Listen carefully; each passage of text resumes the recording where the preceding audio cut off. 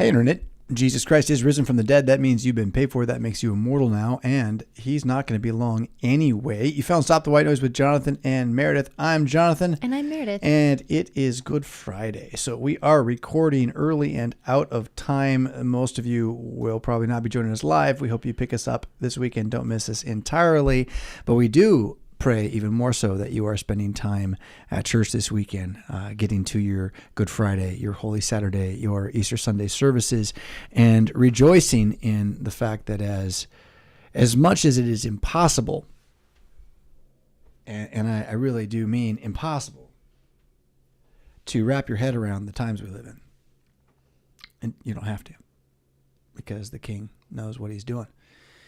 And I think, and the stuff that I was able to preach yesterday, Monday, Thursday, we had two services. The thing that I said that I remember most and need to hear most was something along the lines of, he doesn't need us to understand. Right? Like we just, when he says to his disciples, I'm going to go over here and pray. Like they don't need to know what he's praying. They just need to pray themselves. Right?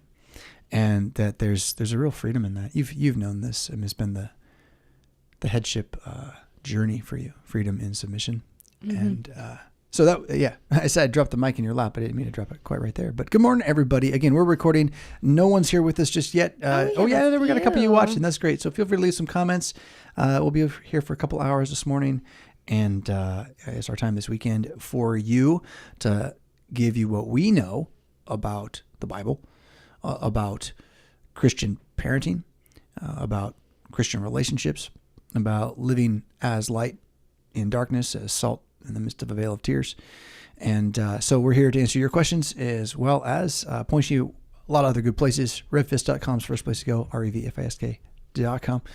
And you can find everything there, but there's more. I'll mention it later. Makes me think of someone did critique my parenting this week, but I want to let you talk first.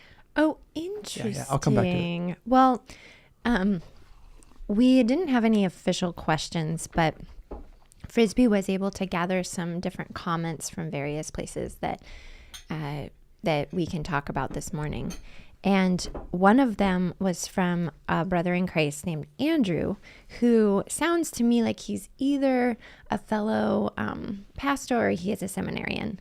He wanted to know basically some of your resources that you've been using as you've preached on the Old Testament and then on David and his, this past Lent, you've done a series on the heart of David. Right. And that has brought us to 1st and 2nd Samuel. And so he's looking for, specifically with your Old Testament sermons, what books do you use for your historical source material? And then for David, do you have a reading list you could share with him or everybody for all of the backstories? And then possibly a reading list for David in general. He's currently going to the CPH 1st and 2nd Samuel commentaries. Sure, which are probably good. I haven't seen them, but I'm sure they're good. He goes to Kylan Dalic for the Psalms. Okay.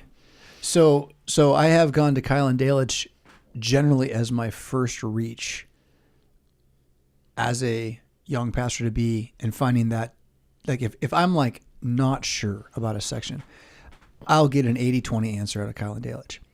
And by 80-20, I mean that their dates might not be right.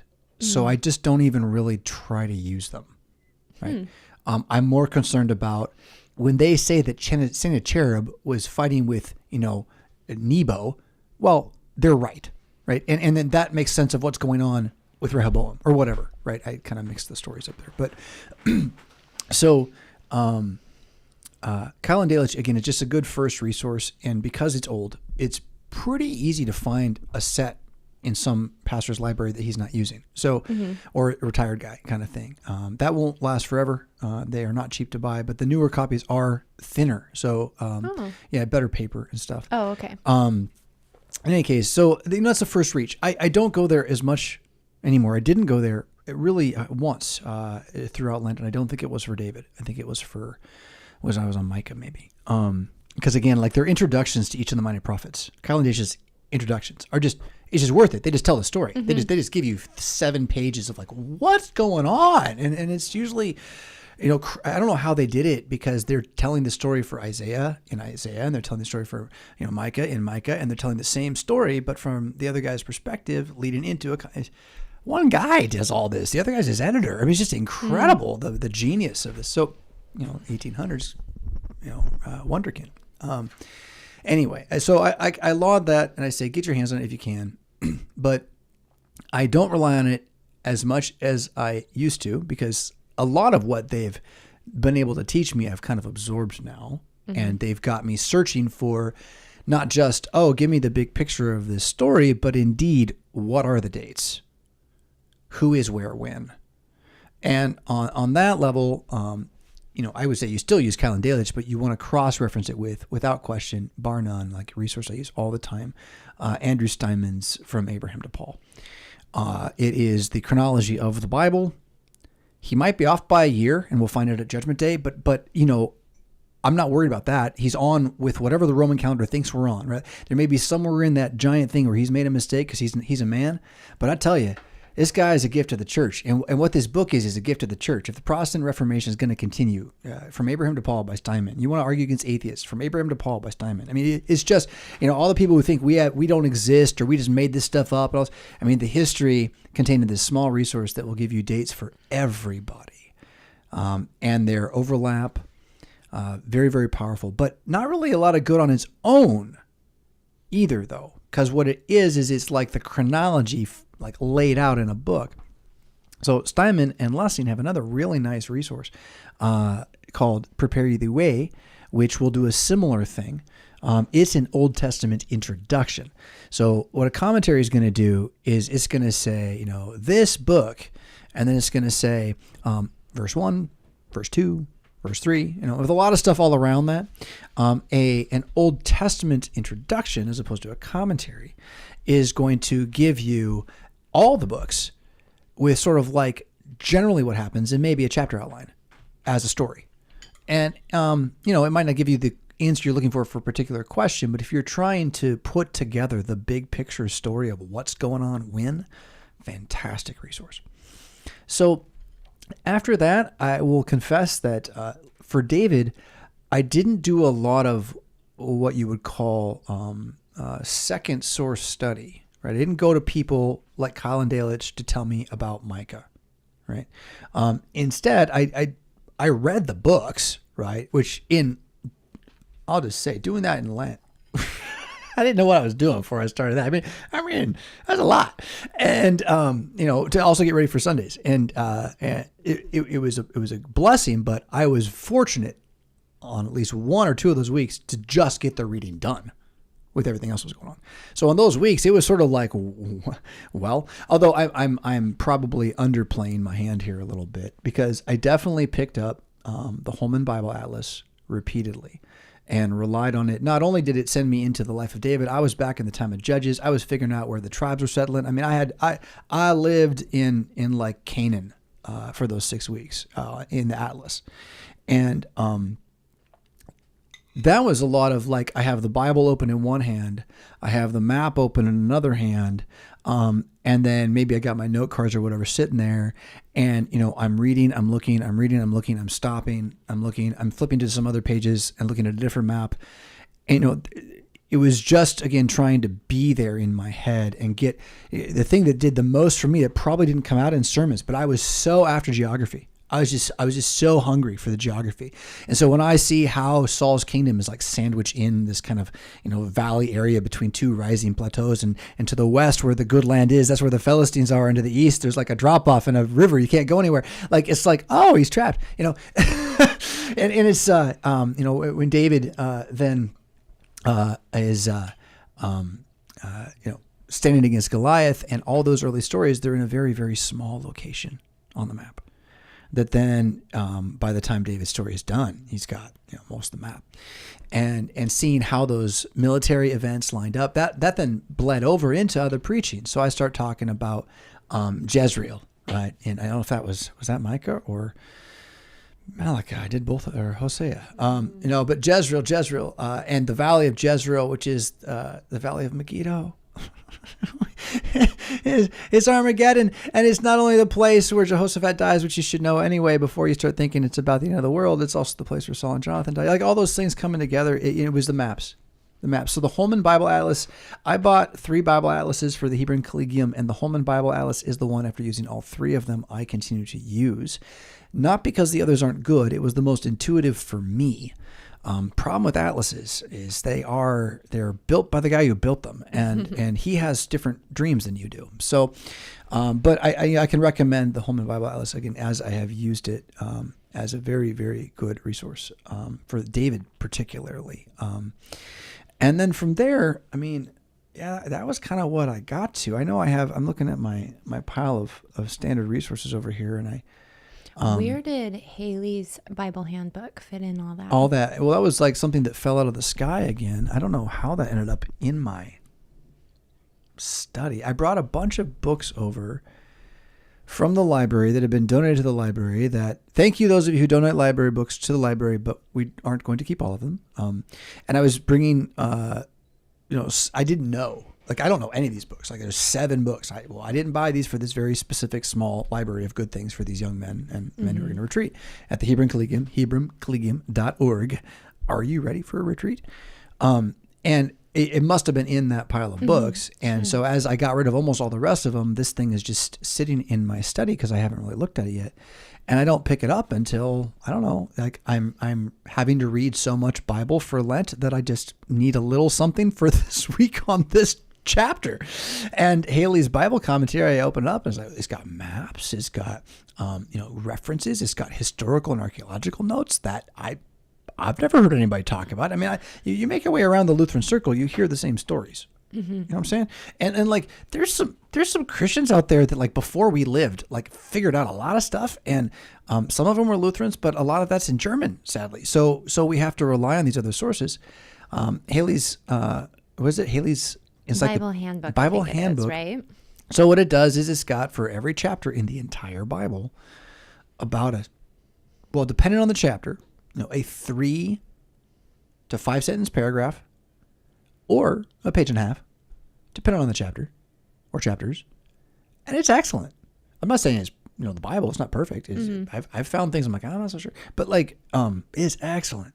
And so how did that fit in? It was just once I found it, which was right at the start of Lent, I endeavored to read it for every text I was reading for both Wednesdays and Sundays. Mm-hmm. So to get to it for that, I didn't quite make it, but it always was throwing stuff in. And that one bit about Luther says this about the prophets. Oh no, that was a different book. That was great.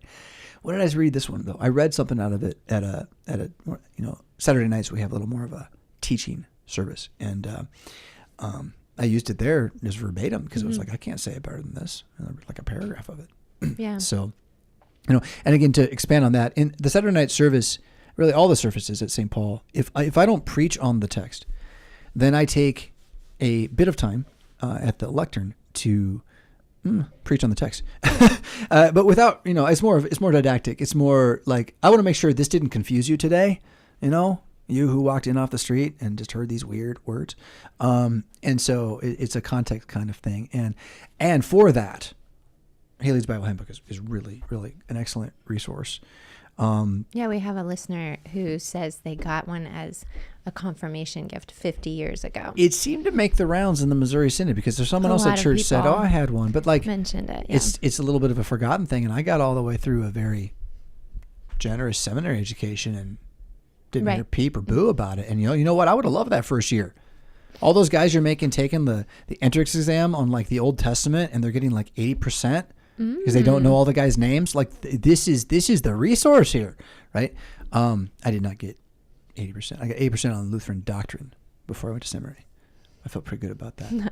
I'd never studied it once except catechism. And now I know like all the questions were these trick questions with like special words, and there's no way I answered them with any knowledge of those words because they're it's code language.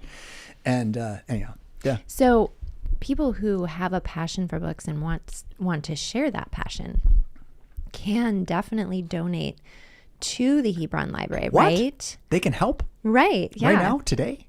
Oh, for absolutely. like $15. Sure. Never have to help again. How would they do that, Meredith? Well, I don't actually know, but I do know that there's a wish list on Amazon. I should make that public somehow.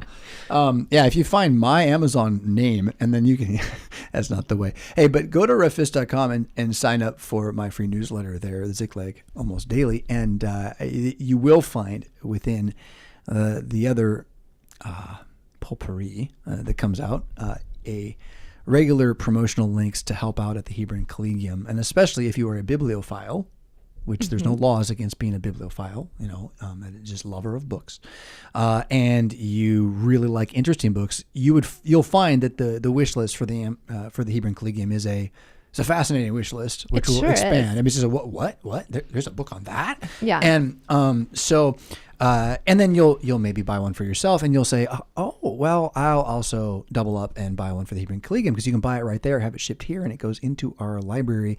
If you really, really want your name inside the cover, I'm sure you can make that happen too, because Amazon's got gift receipts and all. But yeah, helping out. There's also a exploratorium wish list, and there is a listening room wish list. We did almost a whole show on that. It's like the worst rated show. The worst show we've done. It's the worst rated. Like, we just didn't get listened to. How could they know ahead of time? They couldn't know ahead of time. Mm-mm. Like, it would have to be like the next one. It was like the last one we did. It was the first. Wasn't it the first one we did with no video? Oh, I think it was. Yeah. Yeah. It takes a little while to refocus our idol. In the darkness. So this next. I like radio.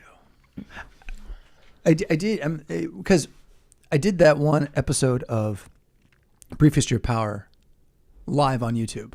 Oh, so okay. There's an episode that came out. Adam was AWOL for a week, and right. and we did our own episodes. And everybody was like, "Put it away. We can't handle this. It's only supposed to be a podcast." Opposite of our show. Oh, opposite of our show. Yeah, right. Well, no. That's just it. So, no, what I did was I had to record, and my recording software had expired. So it no longer would work. And so I find this out, like, you know how hard it is for me to sit down and do something for an hour and a half if I'm not really just already wanting to do it. But it needed to get done that day. And so, So you did it live on YouTube? That was it. Because you can. Because it was the only thing I had to record something with. And I thought, well, I'll just push go and then ask my friends who do all the editing to find it and get it. And they did it. Thank you, friends. Yeah. And not only that, you. it was edited so that I had pauses Oh. and like moments for you to think about. I mean, it was the opposite of TV days. It was carefully done with a tender hand, wanting the content to go forth, and the content did get some feedback. Anyway, the whole point was that, like, I chose intentionally to do that. Once I'm like, I have to use YouTube. I'm like, okay, I'm going to do it with my face.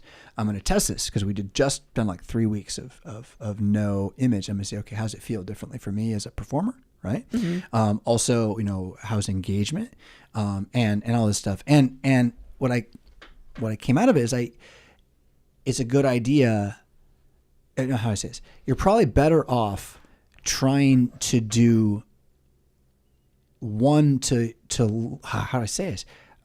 Talking head to viewer, mm-hmm. camera, comments makes a lot of sense. I see why people watch that now more, and I see why it would be something that could be performative for Christianity in a world in which screens are continuing to be used. Mm-hmm.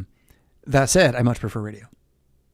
Right? Like I in terms of my performance love, I would rather do this than that. But there's something for it, and there was something really good about it, I think. But maybe not. Maybe I'm wrong. And that's just it. The question of, who has asked the question? Are talking images bad for us? Like, people don't ask that question. And I remember asking, like, when I was little, and then the answer was sort of like, don't worry about it. And now I'm more worried after 2020. So the distinction is one that is worth continuing to study. Absolutely. And everybody out there, I commend to you just paying attention to what your body feels like when you watch something on a screen versus when you, say, listen to something and you're working on another thing. And if you've got some modicum of like awareness, self-attention, like when you're watching a movie sometime, if you're still doing that and you're in a group of people, I mean, if you can do it, pull yourself out of the movie. Mm-hmm. Pull yourself out of the movie and see if for 5 minutes you can watch the room. And I bet you go back to the movie before 5 minutes, probably because you're kind of wigged out. Just a little bit like, I'd rather watch the movie than this. But it's not going to be because of like, you're like, oh, this is wonderful. Look at us. Aren't we wonderful? You're not going to feel that way after 3 minutes or 4 minutes of no one looking at you, no one noticing you at all, and everyone just staring. And you don't belong in the story. If you can do it, that's a hard mindfulness kind of thing right there, to pull yourself out of the box at any time. So you had another question to go on to. Well, speaking of your content and what you put out, I have here printed out the article that was in the Mad Mondays from this past Monday that you wrote. So the reason I printed it out was so that you could read through it. Oh, yeah. And then talk about like what you were thinking as you wrote it, so that your readers and our listeners here could be maybe inspired to sign up for Mad Mondays, but also so that our readers can understand a little bit more of your heart. So can you explain why is the question? What was confusing? Or was there? Well, why would a pastor be compelled to speak these specific words now? So why would I write a what should newsletter? We prepare for? Right. Because you're speaking these words in this to way. us. Okay. So this isn't the question like, because I got to always think about like, are pastors allowed to speak about these things? Is this that question? Not really. It's alongside of it, but it's not really. Because I mean, it's more just like I've been following what's been put out in Mad Mondays, and this one threw me for a loop. Oh, interesting. Yeah. And so I want to know what was Pastor wanting me to pick up from it. And so since we're talking about something the specific, standard FEMA recommended supply list. That's what I wanted you to pick up from it. It's the only link in the if you could read it, or the Sons of Solomon prayer discipline. Those are the two things I want you. I mean, I'll say more and read absolutely. Yeah. But what I want you to pick up is that the Sons of Solomon discipline is easier to start now than when you're running from people with weapons. Absolutely. Okay. Or starving, or any other trial you might come and just start it. That's the whole point. I'm just trying to get you started. And what is the Sons of Solomon? Sons of Solomon.net discipline is a prayer discipline based upon 9 Psalms and a proverb a day, wearing a crucifix, carrying a Bible, believing that if Christian men start doing this, we'll unite the church. Because of having common words coming out of our mouths after we have them coming into our eyeballs. That's correct. That the prayers themselves will create a unified spirit. The Holy Spirit will, in fact, work through the words on each of us in the same way. Can't not unify. There's a lot more of this. It's a gateway drug to the Psalms. There's not just 9. There's 150. And I didn't pick my favorites, actually. I got others. I do more than just those 9 because it's worth it. So Sons of Solomon, start praying now. Tyrell Bramwell is a pastor, I believe, out in California, who's started a newer podcast and is trying to engage Twitter X, as much as I am, and kind of doing it from the ground a little bit, the way I am a little more. Hans Feeney's been just there this whole time. He types something like, "I ate chocolate," and it's like 150 likes. Yeah. So like he's just endurance. But Tyrell, he maybe wasn't able to focus on social media as much while he was working for KFUO, because not that he couldn't have a Twitter feed, but he would always be thinking about what he's trying to do for KFUO radio in St. Louis and the limitations that he may or may not believe he has there. And he has recently now, accepted life without KFUO. I'll let the reader figure that out on their own, whatever happened. And he discovered Sons of Solomon, and he's promoting it. So really a lot of this was a combination of, I would like the world to understand how great Sons of Solomon is, and that it's easier to start it now than later. And that's a big part. But then also that comes out of the same reality that it is easier to prepare for a catastrophe now than later. And that's where I guess I can start reading and then talk a little more about, why I would say this now. But I mean, golly, if you don't feel the heat being turned up, God bless you for not watching. The heat's getting turned up. The article's called "What Can You Do?" There'll be more, by the way. The next one coming out next week is, I think it's like salting the prepper or something like that. So, yeah, I love the pun, right? But prepping for catastrophe is an industry that will steal from you. I don't want you to be stolen from because you're afraid of the news. So that's also where this article's going next week. What can you do? It's never too late to do the right thing. In America, we are not yet dealing with what real world hardship, famine, and dirty water can do to a people. We're not prepared for what people that live in such conditions as a matter of course, as a matter of childhood, are willing to do. There are no memories of what it's like when your unprepared neighbors from 4 doors down are now at the front door and asking for food while you shelter in place. Did you only buy enough for yourself? Being ready for general natural disaster means having enough reserves on hand to eat, sleep, and get water without power or aid for 3 to 4 days. Standard FEMA recommended supplies are a decent dose of common sense, but it is making key decisions like whether or not you will buy a hand crank radio that matters most right now. Your goal, okay, so that was a lot of scary. Okay, now your goal is to keep your options open and to avoid moral dilemmas. I want that for all my readers, listeners, followers, fans, whatever you want to call yourself. I want you to keep your options open and avoid moral dilemmas. So your faith is not challenged unduly by foolishness. That goes far beyond this article, but it really is what this article is about. So that means doing the things that can be done easily right now before they become things you wish you had thought of doing too late. One excellent way to do this is to adopt the Sons of Solomon prayer discipline and on from there to that. And then there's another page.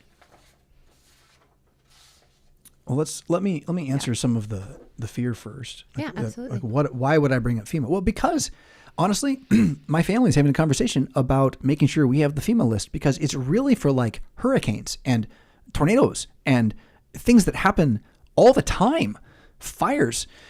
So, I mean, all the time, every week, no, but enough that every year we have to devote tax dollar funding to rebuilding places where this happens. Looking at the reporter, our son and me, and he was talking about how he was telling me about how Chile has been kind of struggling, like lots struggling. Yeah, right.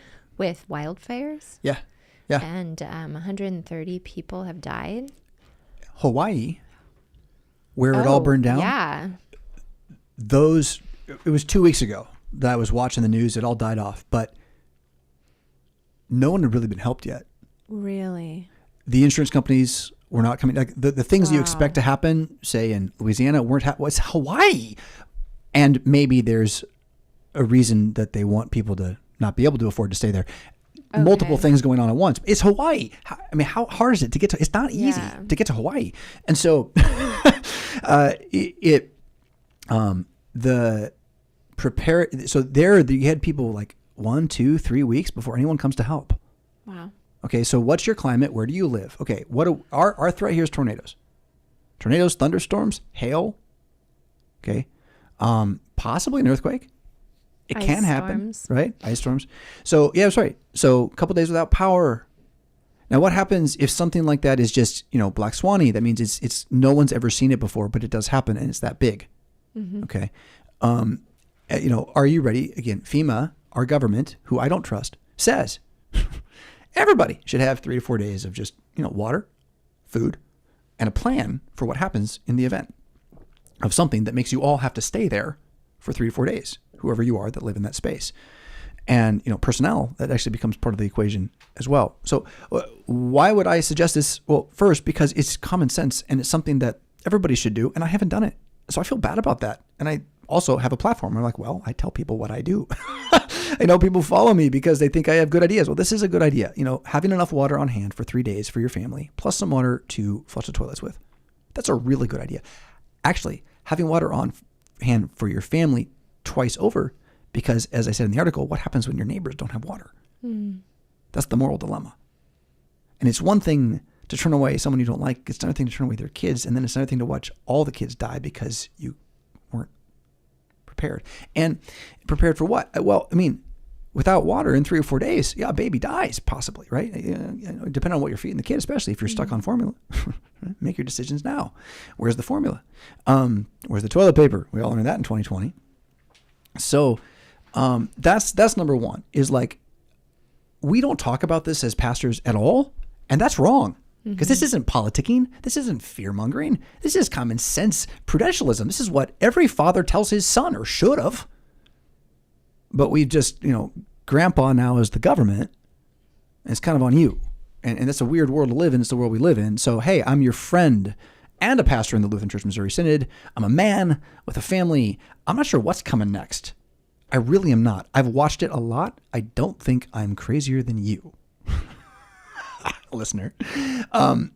But I'm pretty convinced that we're not going back to the 80s anytime soon.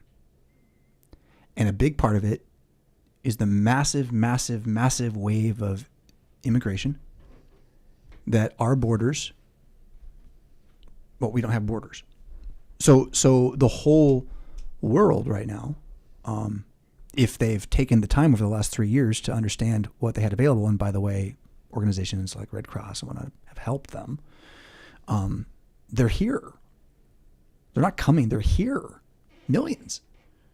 And the reports of bizarre violent acts all over the country are, well, maybe they've always been there, but they seem to be, we live in a violent place, it looks like to me. Random violence. Stuff you can't see coming. Stuff like a kid who kills 9 of his neighbors, well, it's 5, kills 5 of his neighbors, stabs 11 of his neighbors. And if you haven't heard, we live in Rockford, Illinois. You should look that one up to this morning. It'll show up right away. Sad story. Not unique. Someone on Twitter told me right away, yeah, California. Certain communities. Anywhere, and then Dr. Kuntz will say it next week's Brief History of Power, well, if you take away the guns, you're going to have more stabbing deaths. The crazy thing about guns, what the raging, what are you? Are you a liberal? What are you? The left, anti-gun, anti-violence. The person who's like, guns are the problem. They just can't conceive of that. Once the guns are gone, the violence is not going anywhere. It's getting more hand to hand. And the guns actually kept everybody away from each other and doing it less because it was so obviously dangerous. And the knives, well, it's hard to learn about knives. It really is. You can't learn about a knife cut until you get one. Really. So, the world that we live in, I'm not trying to blame every immigrant. I do think those who break laws are not supposed to be here. The 300 some odd who this very week vowed themselves as national citizens of the USA here in Rockford, Illinois. I'm very thankful for their work because it took them a lot longer to get here, a lot more work to get here than those who are just coming. And then again, where's their food going to come from? Where's their hospital care going to come from? And what we see in Europe, where this has been going on longer than here, because they've been doing it intentionally, is that many men in non-Western communities simply believe that they are free to do what they want until someone stops them. And they do. So for me, again, this is about getting ready for a changing America and just making the decision to know we're not going back. I'm going to get ready for some things personally in my head, because I'm a pastor, that are far worse than what I think is actually going to happen. But I know we're not going back. It's going to change drastically. Stories of violence, incapacity to communicate. We haven't even mentioned, demons. And what false religion really does when it ramps up with its bloodlust. But now, let me rewind from all of that, which is kind of just like we live in a third world country. Get used to it. London is a third world country. Get used to it. What I am concerned may happen this year, and many are with me. I do not make this up. But it'll happen, again, between this year and 2027 or so, is the U.S. is going to go bankrupt. And we know, generally, like every 3 to 7 weeks right now, there's like a congressional fight for 3 days where they don't do anything else because they have to pass a bill to keep the budget going by raising the debt ceiling. They don't actually pass a budget. They borrow more money. And in the laws that they borrow more money, everybody funnels in their favorite little pet this or that for everywhere else. So we paid for all sorts of crud, just last weekend. So the Republicans who have the majority could keep the government open. They keep threatening to close it, and they won't because it's their paycheck too. Yeah.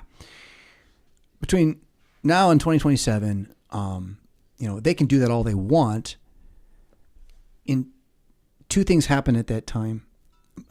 One is that Social Security will really be bankrupt on the books, impossible to sustain itself. And then the other one is that, so they keep raising the debt ceiling. So we're going to hit a point where our interest becomes our debt. Does that make sense? Like we're going to have to take out loans on the loans, or we're going to like go twice under on the borrowing on the story that we're making. And already right now, half the planet's pulling out with BRICS, the BRICS monetary system, right? And 37 countries. If you look at it on a map, we are surrounded. It's England and her allies against everybody. You can call it America and her allies if you wish. And that's an interesting story. I don't know, though, what comes next, but it sure looks like social economic collapse. And the book that you can listen to Dr. Kuntz and I talk about it. I think you'd have to look in the archives of A Brief History of Power for Argentina, just the word Argentina. And we do a whole episode on the collapse of Argentina in 2001. And if you follow, Milei and the politics of Argentina right now, it's been 20 years of hell for what was a first world country, wealthier than ours, more lively and elite and European than ours, a marvel of the Western world and of South America. Why didn't you know about it? Because they were richer than you. They don't want you to know about it. Why don't you know about Switzerland? Yeah, that's why. So but they fell. Why? Their money, the paper that they believed in and called money, became worthless to everybody in the world, including them. Because those who were in control of it cheated for long enough that it just became worthless. And we're like getting really close. People have been calling this out since the 80s. When we went off the gold standard, there are economies that collapse while on the gold standard. We went off it. It's like a you kind of push go on a time bomb. And you're hoping that somehow before the end of that time bomb, you're able to create some new thing that will change the story. So if you can make nuke technology every 10 years and come up with a brand new thing that really is new, you could maybe keep fiat currency going. But right now, the only thing it runs on is petroleum. That's what the dollar runs on, is petroleum. That's what it means, is petroleum. And we're not mining ours because our government won't, because they have reasons why it's all good for us. Just trust them and hang on. Don't do anything. Vote Biden. Well, okay. So you can do that. I'm saying if you do that, maybe have 3 days of water ready, because you do that anyway, and maybe look into what economic policy is and how the rise and fall of economies is not a mystery. The only people who want it to be a mystery are those who are making money on you. They use the terms you don't know so that you won't understand, and you will trust them to do it for you. It's a form of priesthood, and everybody who invests money is in the priesthood. I'm not saying Christians, you can't, go play the stocks. Usury is a fascinating topic. I think we're going to get to it at some point. I'm not against fair trade, and I would consider interest rates potentially within fair trade, but we're doing a lot more than interest rates in this country right now.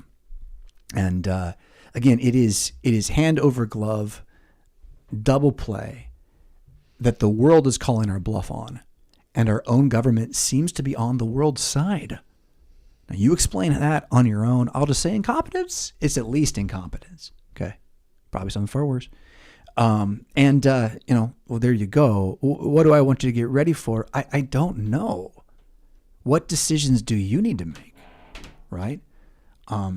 I know that I've gone through a bunch of decisions and decided not to do them. I thought, you know what? If we're going to have water for more than 3 days, then my well's got to work for more than 3 days. And that means I need a generator for my well. Oh, you know what killed me on that one was I was talking about this to a friend. He's like, yeah, what about an EMP? I'm like, what's an EMP? And I knew that, what's an EMP? It would knock out the generator, make it not usable again. Everything would be fine except I wouldn't have water. And be the same scenario. So you do all this prepping for nothing, right? So my first learning curve on the whole thing is, what can I do that's the most normal thing I can do that will have the most payoff if there is a problem? And I'm asking that question about everything all the time, kind of, because I think it's a really good question.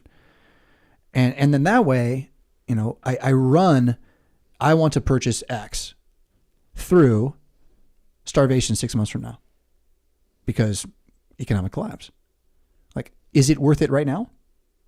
Do I think we're always going to live in this time? No, I don't. I don't think we're always going to live in this time. I think there's going to be a worse time that'll come, and God will either provide for us through it, or he will raise up a way for us to be saved from it, but it will be through godliness. I said it last night, if Rockford's going to get together and pray about the 2 stabbing murders and not repent of the 2 new abortion clinics, then we got problems. Our prayers aren't going to be heard. So, my faithful reader, God help you. I did not want to scare you. I wanted to inspire you. But some of that is going to have to come on the other side of fear. We're not safe. And we never have been. It's been a lie the whole time. And so you're really better off not being safe. You're just better off being alive and knowing God holds your life in his hands, that when the golden cord is going to be cut, that was his doing. Right? There were some, I think, Christian girls in the victims here in Rockford. That's Jesus doing. He took them home. I know it hurts. I know it hurts for the family. I don't want it to happen to my family. If it happens to my family, I've made the decision now to believe he took them home. That's what I'm talking about. Make the decision now. Figure out what matters and don't wait till later. It's a lot easier to start praying when you see the storm on the horizon than to expect your flesh to magically discover discipline after the tidal wave hits. Rather than spend this year's get-rich-quick money on a bunch of mostly soy and corn packets that will expire before the day that matters comes, that is, buying food for preppers. Learn to understand the situation and the game that is being played. Right? Try to get your mind around what God is asking of you today. There is no place for cosplay mockingjays. That is, I'm not asking my readers to believe in conspiracy theories. I'm asking them to believe in common sense. This is the pit where the bull either lives or dies. And that's the common sense is we're not going back to the 80s. We're not going back to a free and fair and safe society with elections that we can trust anytime soon as a nation.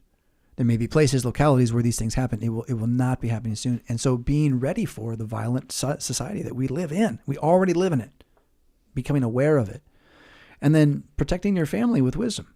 Right? Now, again, it could get worse. The collapse of a fiat currency or the overrunning of a state's borders is not fantasy fiction. It has happened before and it will happen again. Wisdom is the insight to hear the echo of the past and step lively to the tune. Right? So understand that the collapse of our borders is not like a surprise. It's a foregone conclusion because every country, state, whatever you want to call it, nation, those words have loaded meanings.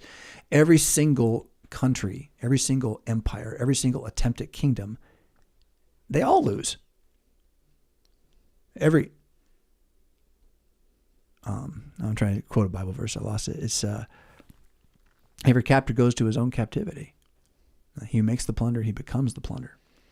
And so don't let your heart be terrified about the collapse of the United States fiat currency, if that happens, fear God. Fear God. And then, so from where I'm sitting, if I can see the wave coming, even if it's the big one, the one that's going to kill me, I'm going to smile and ride it for all it's worth. Which is to say that, as I imagine scenarios for the sake of pastoral ministry, how do I care for this people if, when I run into the ones that are like the most terrifying, I think what makes me, what I like about me, and there's not a much there, but what I like about me is like at that moment, I don't like shrink. I shrink from all sorts of stuff. You can shrink me with little tiny words. Little tiny words will send me in a corner to cry. But if someone gets up a giant tidal wave that says, I'm going to kill you, I don't back down at all. And it's not even I have to think about it. It just happens. And so on that part, like I'm thinking of the tidal wave coming at me. If I see a tidal wave coming at me, I'm going to try to ride it. It's going to kill me. Absolutely. I'm going to run away from it. But as it comes, I'm going to see if I can dive forward and let it catch me. With a smile on my face. Why not? It's that I was given that day to live. Mm-hmm. I sit there. You could also just go Zen. I could do that. I could be like, here it comes. Close my eyes. Just let the wall hit me. I could do that too. But like the point is like see it coming and then don't be afraid of man. Mm-hmm. Don't be afraid of death. And that's what I want my readers to take from that. I think it's fair, though, if you've been following me and you're like, okay, Pastor Fisk likes all the conspiracy stuff. I swallowed on fiat currency collapse, I don't know, a year and a half ago. And I don't think it's a conspiracy. There are people making money off of all sorts of things, cheating, lying, stealing all over the place. So I'm sure there are people making money off of this.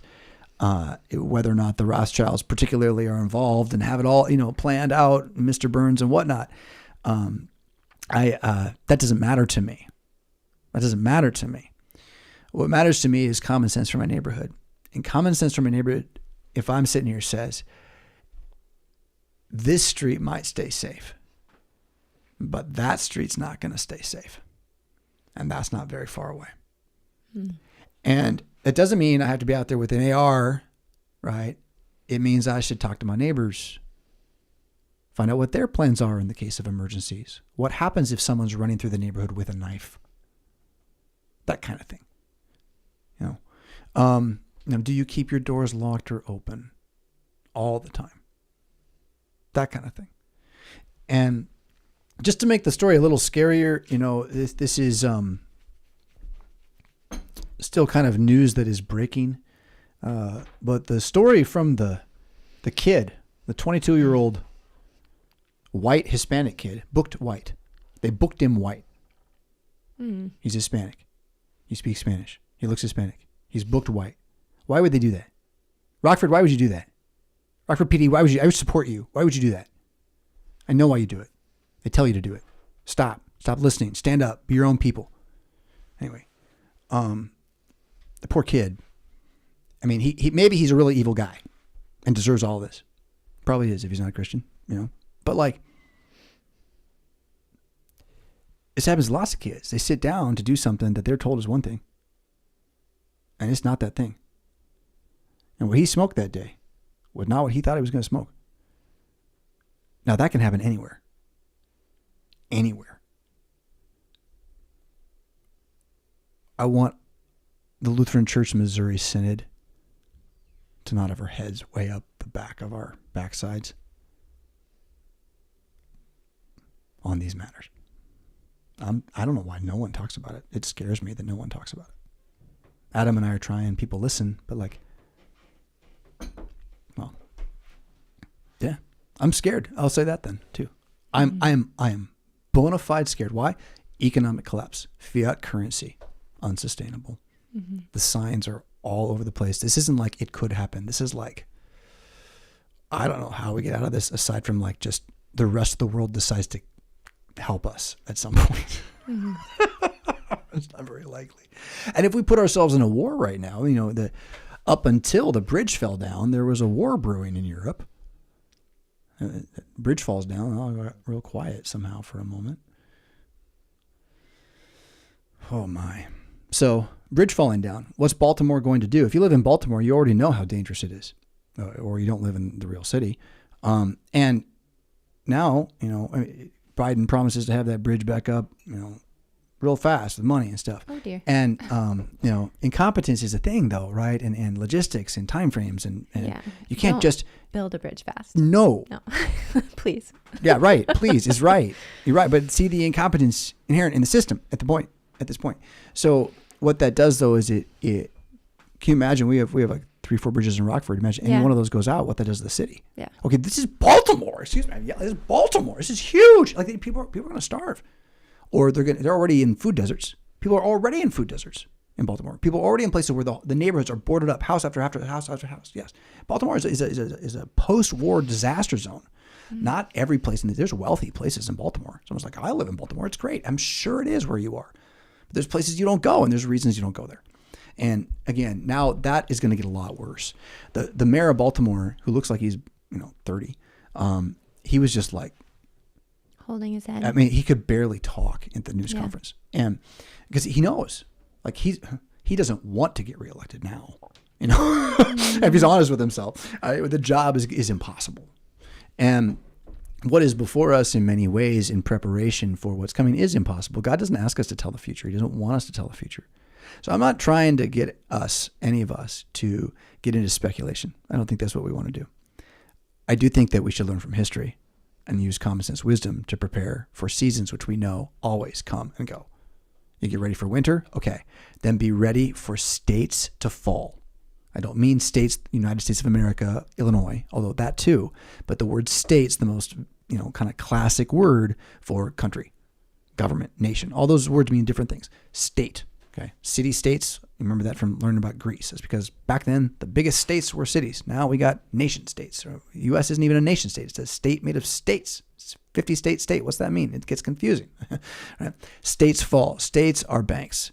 States are groups that have power. They have swords and money. Right?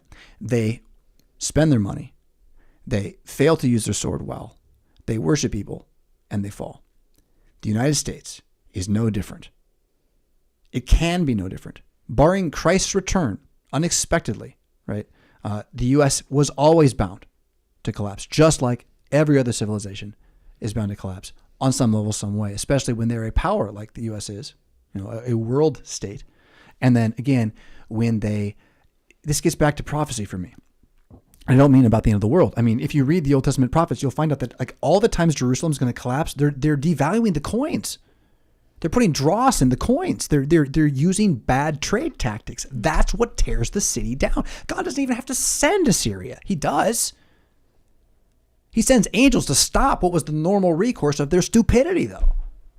Right? Assyria just comes because that's what everybody else does. You find somebody else who's not using crappy coins, and he's taking your coins and making good coins. Now you got to send your coins to him too, right? Because you cheated. Your system didn't work. And there's always someone bigger. There's always someone more dangerous. Christians aren't here as members of the kingdom in order to get excited about our country. It's fine to love your culture. America doesn't have one. It's fine to love your culture. You came here and lost it. We have to make one now. We have to figure out what culture is. I really hope my grandkids are not like into Marvel and Star Wars. Like that. If that's the future, Jesus help us. I hope my culture in my family is about retaining the Word of God. I hope it's about song. I hope it's about clean food. And by clean, I mean not poison. I don't mean makes you holy, like spiritual good. I mean like physically good, like it's good for you. That kind of thing. I want that to be in our culture. And those decisions, again, if I can wrap it up here, it's easier to change everything right now than it is when you can't get your money out of the bank because they put a freeze. Let me walk everybody through this if you've never heard this before. So the way this happens, you've heard of bank runs, right? It used to happen in small towns. Now it can't happen. They're too big to fail. The U.S. government guarantees it. Okay, but what happens when the U.S. government can't guarantee it anymore? Everyone else calls their bluff. What happens is banks never have as much money as they say they have. They have to carry so much to cover so much according to rules that are made by more powerful people who are smarter than you, so don't worry about it. The story goes.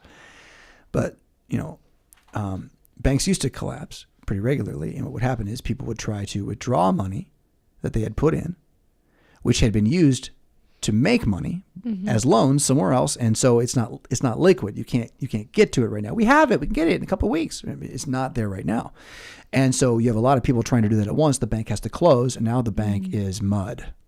The name of the bank is mud. Okay, because no one's going to go to that bank anymore, and so what the U.S. does is says, well, we're the bank now. We'll FDIC you. Remember, we got this credit thing where we're going to make sure, in the FDIC, the Federal Reserve is just a bank that in fact is not owned by the U.S., cannot be audited by the U.S., or maybe it could be. We haven't done it. But in fact, it just owns the U.S. So we are owned by the Federal Reserve. Please understand, we are owned. We are owned by the Federal Reserve. The Federal Reserve, so bank runs. What happens when a state's economy collapses? When a state that has put its full faith and credit behind all the banks in it collapse, is that rather than forfeit on its inability to pay its debts as a state, it's going to bankrupt itself because it can't take out loans on its loans to pay off its loans, okay, anymore. Rather than do that, they'll just shut down. And when they open, they're going to have a new kind of money. And all the banks that were shut down for that day will have all your money there, but it'll be the new money. So you'll have not 20,000 American dollars, you'll have 20,000 American digital dollars. And you can go and you can withdraw all 20,000 American digital dollars. They're just kind of, 10,000 digital dollars is worth like $5, though. I'm overplaying it to make the point. But the point is, now you have half the money that you had or less. And everyone in the entire country is in the same, I can't say it on the radio, problem. It's happened before, and the signs are here. So I don't think you should go crazy. I think you trust Jesus and at least get the standard FEMA recommended supplies for a couple days. Now, what all the wisdom out there will tell you is it is good to have some cash on hand, because if a bank does close, if there's something like this, having a couple $100s around is a great idea, right? It's clear that having assets like gold or silver, hard tangible assets, or even stocks sometimes, other types of things like that, bonds, diversifying your income. These are things to help you get through economic collapse as a household, but you got to survive the actual collapse too. Like if you have all these gold and silver, you can't eat gold and silver. So the whole problem becomes impossible very quickly. And it's like, you might as well wander in the wilderness and hope some quail and bread fall out of the sky. So instead of doing that, again, go back and read my article one more time and highlight what I ask you to do.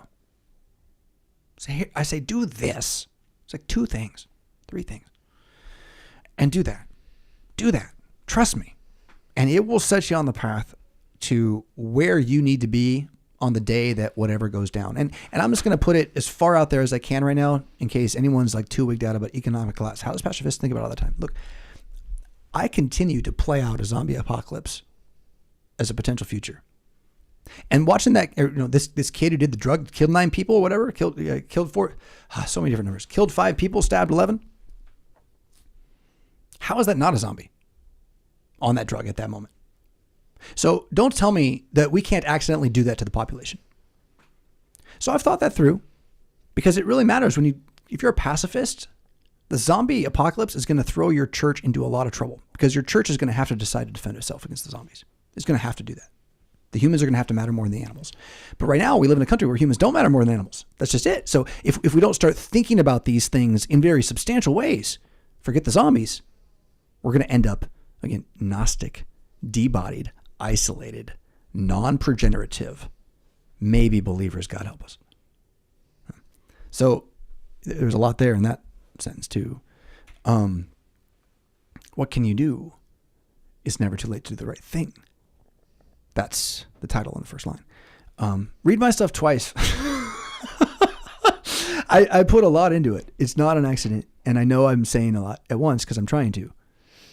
Thank you for reading. And I appreciate that you would write in to ask, because I mean, I've written a lot of stuff, and I think I've written things that don't make any sense. At least, I go back 2 years later, I'm like, why did I say that? So thank you for your attention. I know that most of you listen to me because I preach Christ. It isn't about what Jonathan thinks or how smart Jonathan is. It's the fact that at the end of the day, after all the other stuff Jonathan said, he talks about Jesus. And I know that's why you trust me. I think you also know that I don't have a lot of guile. And so as much as I might personally kind of like hide myself from the world, I more or less give you what I am whenever I'm out and open. Even if I'm performing me. And so you know that I'm not like, I don't have some other game right now. I don't have another company or some other thing I'm selling or whatever. So you've been with me long enough that you know that that's not what's happening. And so thank you for that. And then, this is a lot of credit I'm going to spill here. Like if 2024 goes by and there's no economic collapse, like, oops. Again, 2026, 2027, these two events with the interest rates on Social Security and the debt ceiling, they become things that, like in a world where the whole world was at peace, we could tell a story about how it goes away and how it all gets fixed. But the whole world's working more and more toward war. And so even if the war is far away and we have guys over there, our resources are going to be taxed, right? And when resources are taxed and you're in some sort of place where resources are taxed more because we don't have any, I want our churches to be places where we're ready to gather. I want our men to be ready to lead and not crying in front of everybody when it's happening. That's what I'm after. I'm still embarrassed. I cried over these ducks that died. I'm glad I did. Because God help me. I don't know what I have to see next, but I'm not going to cry the way I cried over those ducks ever again. Because I know who my God is now. He's the author of death. If I see a bunch of murdered, bloody stuff, I know who did it. I'll say, Jesus, have mercy. And if they're my best friends, my family, I'll say, I'll see them soon. I won't believe it in my feelies. My feelies won't believe it at all, but I'm going to preach it. So then my body's like, that's right. I know that. And then slowly I walk through it. I don't know what's coming. It might not be anything. They're poisoning us already. All the food's been changed. It doesn't give you nutrients. It gives you crap, right? They're already doing it. I'm shouting from the rooftops, right? None of it matters. We can sit here, eat their food, watch their sports, go to church, and die too. You can. Jesus still loves you. I care a lot about what comes next. Not for me, but for whoever's next. That's just me. I don't care if I die. If I die, fine. I want what's next to be better for whoever. And to me, that matters a lot more than sitting still and watching stuff. I want to push it forward. And granted, who am I? What can I do, right? How can I change that? I'm just a writer. I can't go magically change the world, but I can do that. I can write about such things. And I can try to authentically be that person in my house, so that, I took that FEMA, after I wrote this article, I took that FEMA list to my family and we talked about it. I don't think we're going to buy a hand crank radio. We haven't really talked about that part. We could. I don't think that's really what it's, but water. We're definitely on the water path because we don't have enough. And it's really quite foolish not to have enough water for 3 days for each person in your house. So, that's my answer. Oh, thank you. It's a long one. A lot going by in the comments. You been watching it? There was one question specifically. There you go. Cafe Sola says, possible BHOP thought provoker. In some countries, medical schools charge significantly less to citizens for training them as doctors, but then those countries limit how much a doctor can make. I'm not sure I get the context. So maybe they're talking about, he's talking about, I don't know. Doctors.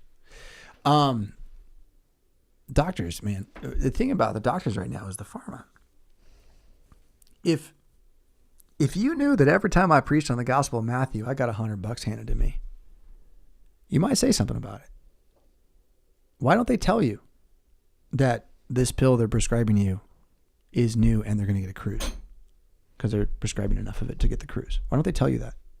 Why is that not on the wall? So I'm angry. And what can you do? I'm going to do the right thing. I'm going to talk about the lies when I see them. I don't care who tells them. And if they're mine, they should be exposed to. And that is how I feel. Because, the light's going to show it all eventually. It's all going to be seen. So what are we hiding from? Jesus is here, and he's here for mercy. He's here not for us to run away and hide. He's here for us to stand firm. So to me, all of this it is about turning the hearts of the fathers to the children. It is about recognizing, like, my best life now ain't me doing what I want. It's my son having sons. And then we're all going to do what we want in paradise together. And it's going to be a blast. And we're going to have a good time in the meantime, but we're not going to act like this is what it's about. We're sojourning through. As I sojourn through a valley and I see an avalanche beginning, I'm going to, take shelter. I'm going to prepare. So, what can you do? Do the right thing. That's the point. What's right for you? Figure it out. You got Jesus, Sons of Solomon. If you don't know, Sons of Solomon, that's where you start. Daughters of Wisdom, that's where you start.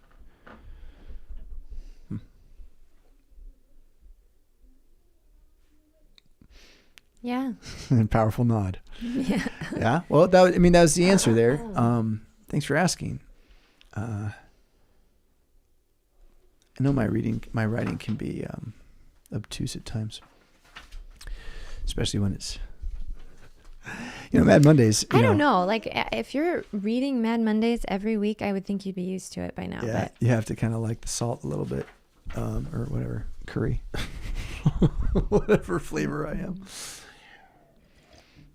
Well, what are your thoughts about that? As you've watched me reckon with the lack of safety in the midst of the lie of safety, and try to help our family move into a more wise preparedness for all times. What are the best takeaways, right? What are the things that you've learned, or the pitfalls that you would encourage people to avoid? I think that it's important to let the leader be the leader. Yeah. And even if you don't think it's necessary to have condensed milk for trade, get it anyway if he does. Right. If you don't think that it's important to walk with an umbrella everywhere you go, but he's telling you to, well, then do. I think just in general, I think it's a blessing that we as Americans have the ability to speak our minds. But I think we take it a little far sometimes, and we don't recognize when it's a good idea just to be a follower. Yeah, freedom to speak is not a duty to speak. Right. I think that one of the hardest things in our own home for us to reckon with is, what does I don't even know where people get fashion now. Is it YouTube, Pinterest, Twitter, X? What? It's all of where? It's all of it, everywhere. The magazines when you're in the checkup lane. Like, I don't know. But wherever the young people and even the older people are getting this style sense for the season, it doesn't jive with the reality of our neighborhood necessarily. And so we have to be mindful that just because wearing, platform shoes is popular this year, doesn't mean that it's wise. Because if we're going to have to escape, running in platform shoes might be dangerous for you. Exactly. Exactly.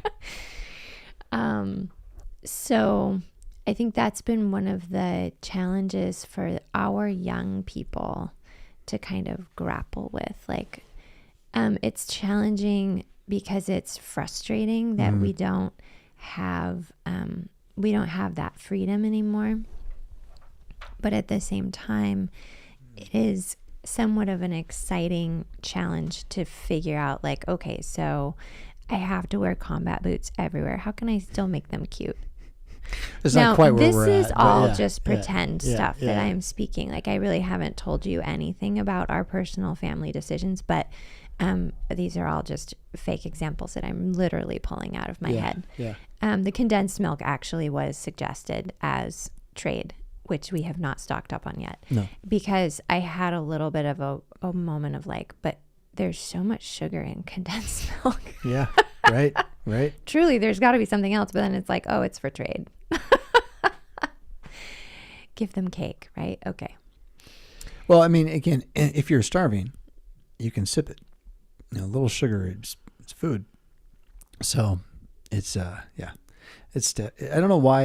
I do know why. I think that the things that they recommend on their list are generally going to be things that are 1940s post-war mindset, like the things that they created then as normative for us to stockpile are the things that we're still going to have. They haven't come up with a lot of, how to say this? There's not a lot of good, cheap stockpile.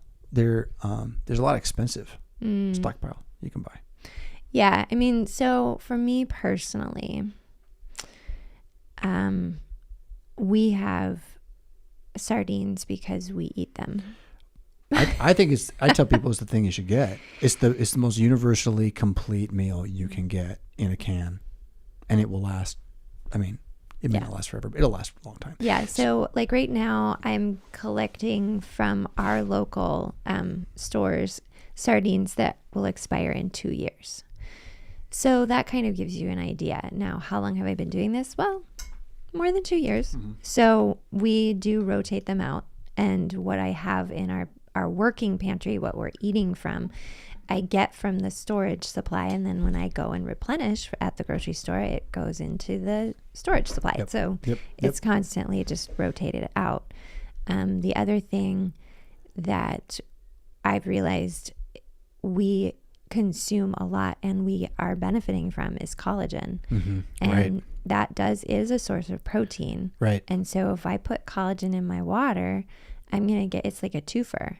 Yep. I'm going to get the hydration that I'm needing. And then as well, I'll get added, calories and energy and stuff my body needs to build off of. But I don't know that there's any right way. Like some people, for them, rice is really important.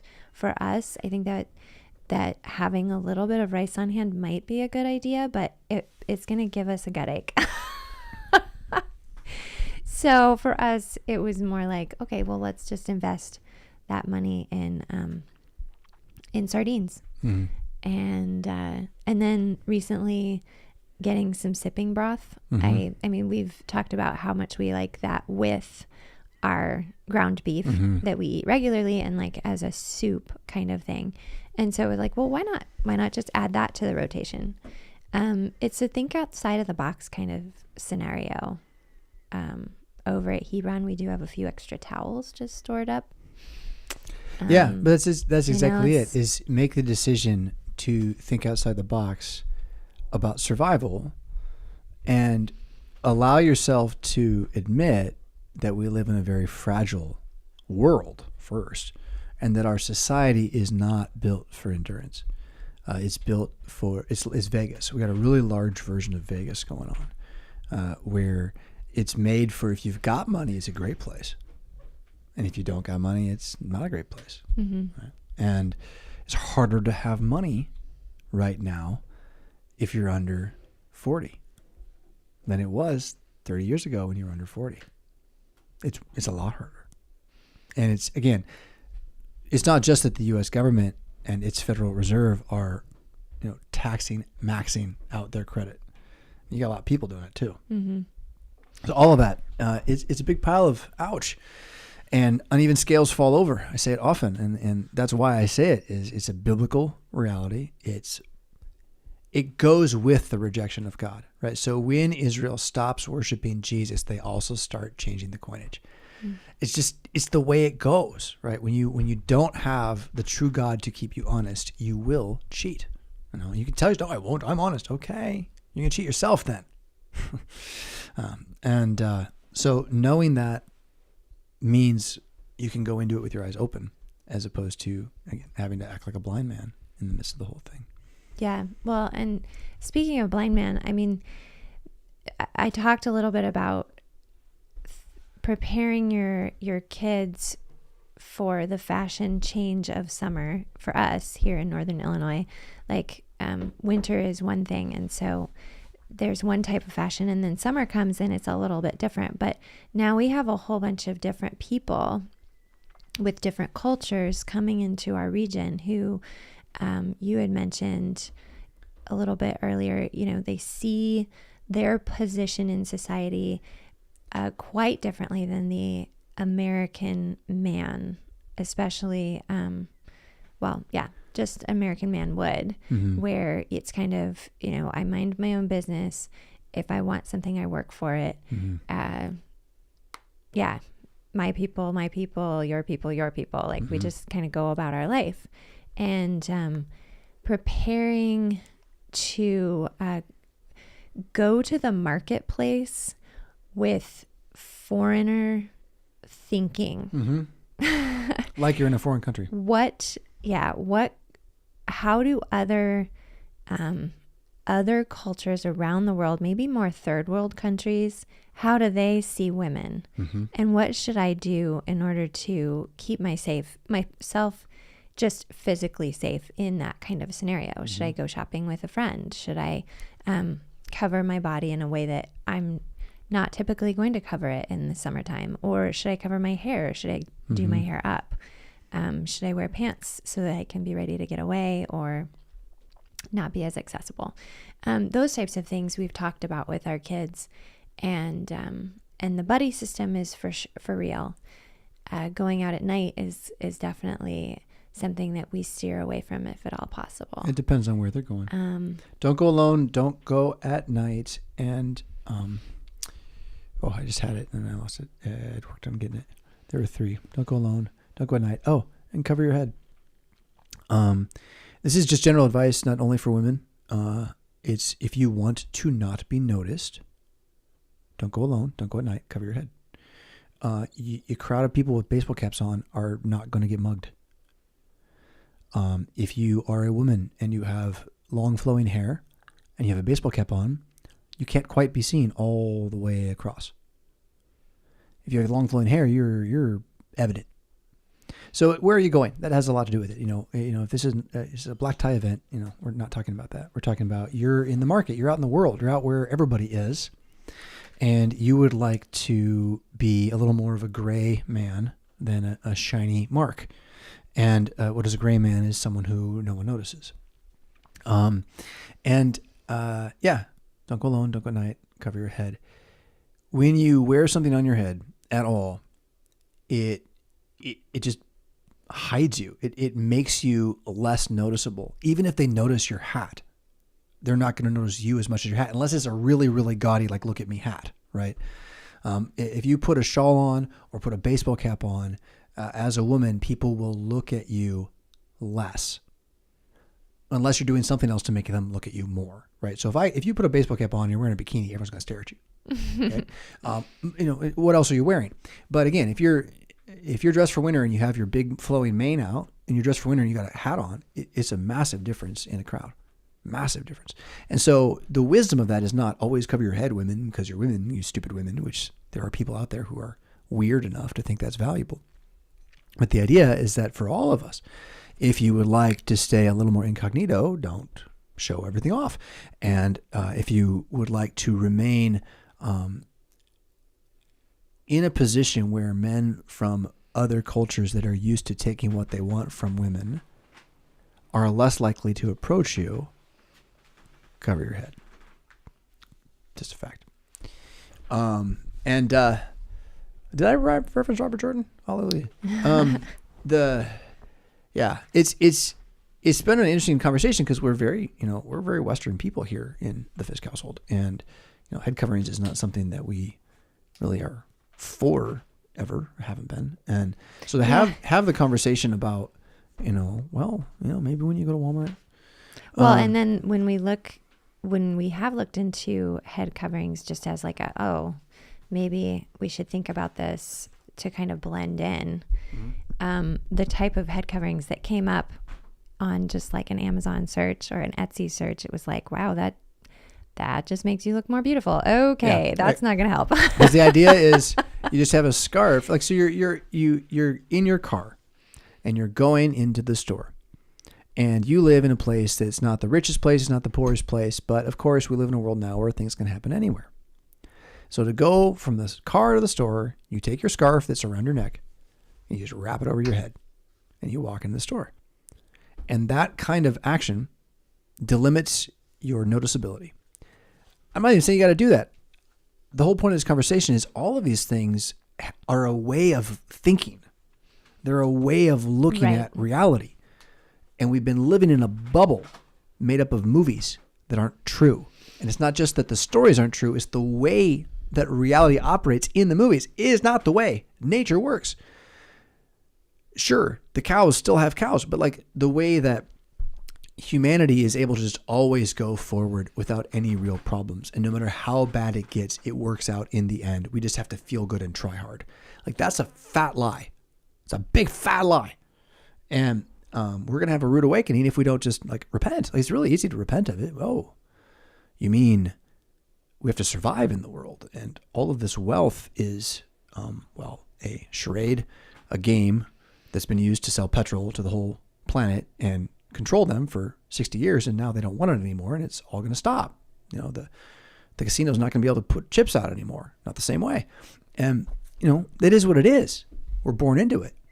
We're born into it. For such a time as this, well, then to be a Christian, stand up, ride the wave.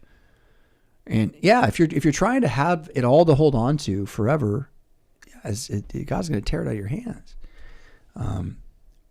I've found that my prayers for what others need get answered.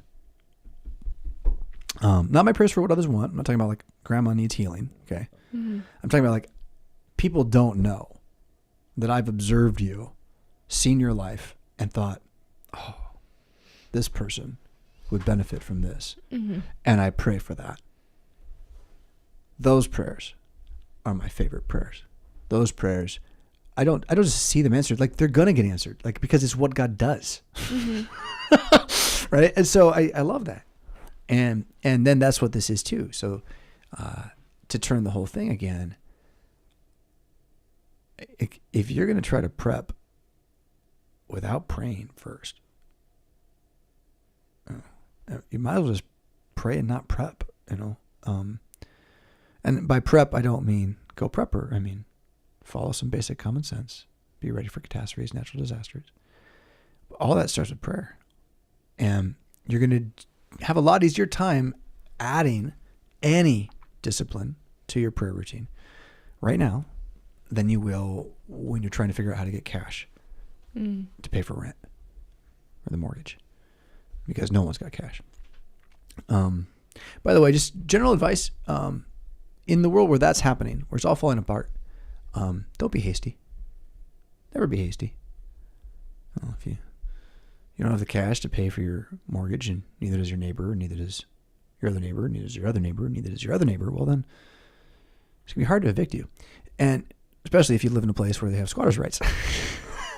Like Illinois and New York. But anyway, but that is key. You know, why move to Illinois? Because once you have gotten into the property, like, you just need the down payment. It's hard to get rid of you. And if there's an economic collapse and it's all going under and they have to reset everything, well, it's going to be a long time before they can make you leave that house, really. So there's something about that. I'm not trying to say play the game. I'm saying don't be afraid wherever you are, because there's perks to the worst problems. There are ways that God will bring about good from them. Even those great evils which exist in the world as his wrath poured out upon us are part of the process that brings the glory of regeneration, everlasting life. So for every, sad story from far away about a pagan who dies a horrible life, there is the fact of every Christian who dies doesn't die, but they live. So you can say, where's God? All these bad things are happening. Yeah, okay. Well, he's right here saving us. And you just don't want to believe it because it's about belief. It's about trust. And so that's where, what decision must you make before any other about a collapse? It's to trust Jesus. Mm-hmm.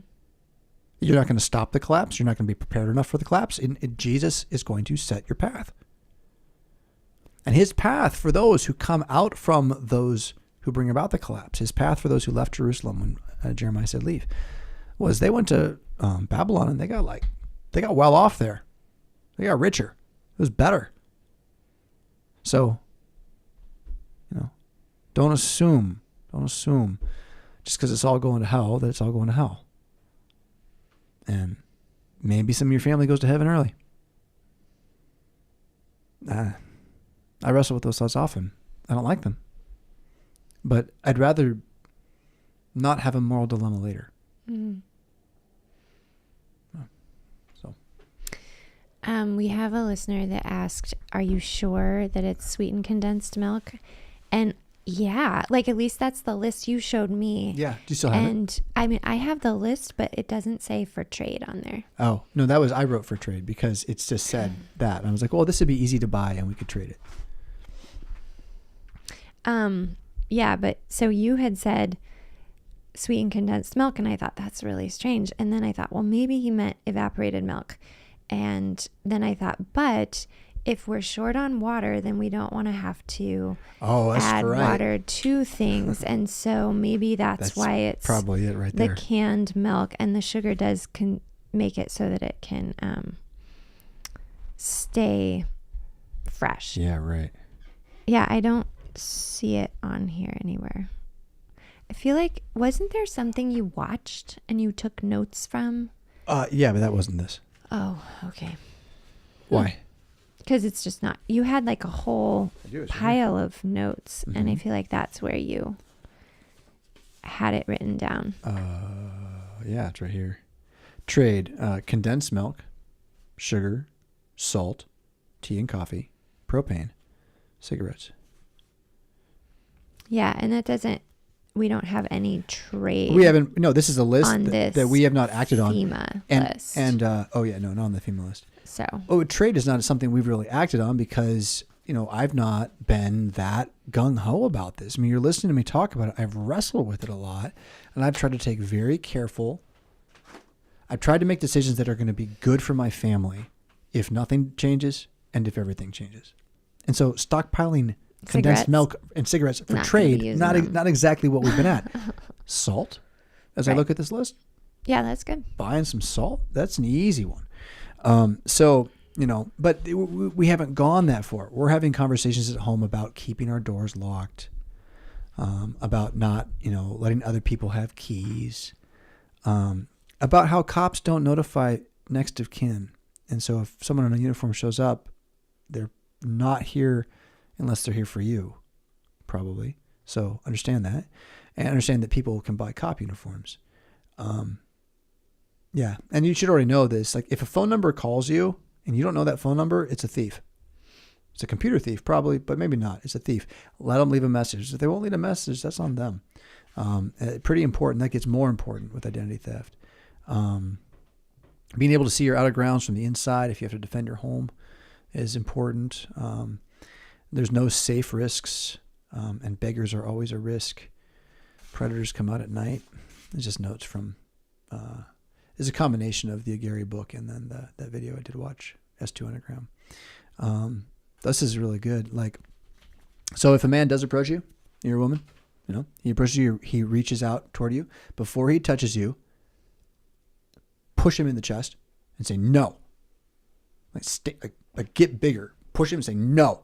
Like attack, right? Mm-hmm. And whatever he says to do, don't do it. If he says, hey, come here, walk the other way.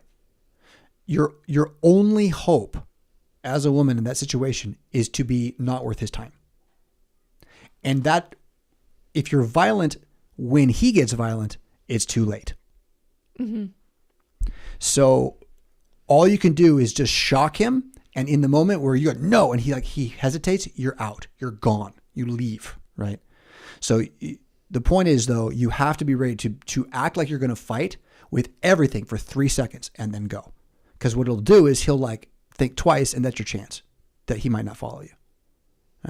This is some, random individual who is from a different culture who doesn't know that you're not supposed to take women whenever you feel like it. Such people do exist. Mm-hmm. Are they here in my neighborhood? I don't know. Are they crossing the border? You gotta ask Texas, I guess, huh? We bought whistles for our keychains. If you have a whistle, blow it. If you got lungs, use them, right? Screaming still gets attention. Got notes on defensive driving, how to be a gray man, how to deal with kidnapping. That's all out of the Gary book. So it's a scary book, and 3 years ago I read that, and it has taken that long really even just to process the thought that my country may not be my country and I may have nothing I can do or say about it. Like may not be my country much longer. It certainly is not the country that I thought it was.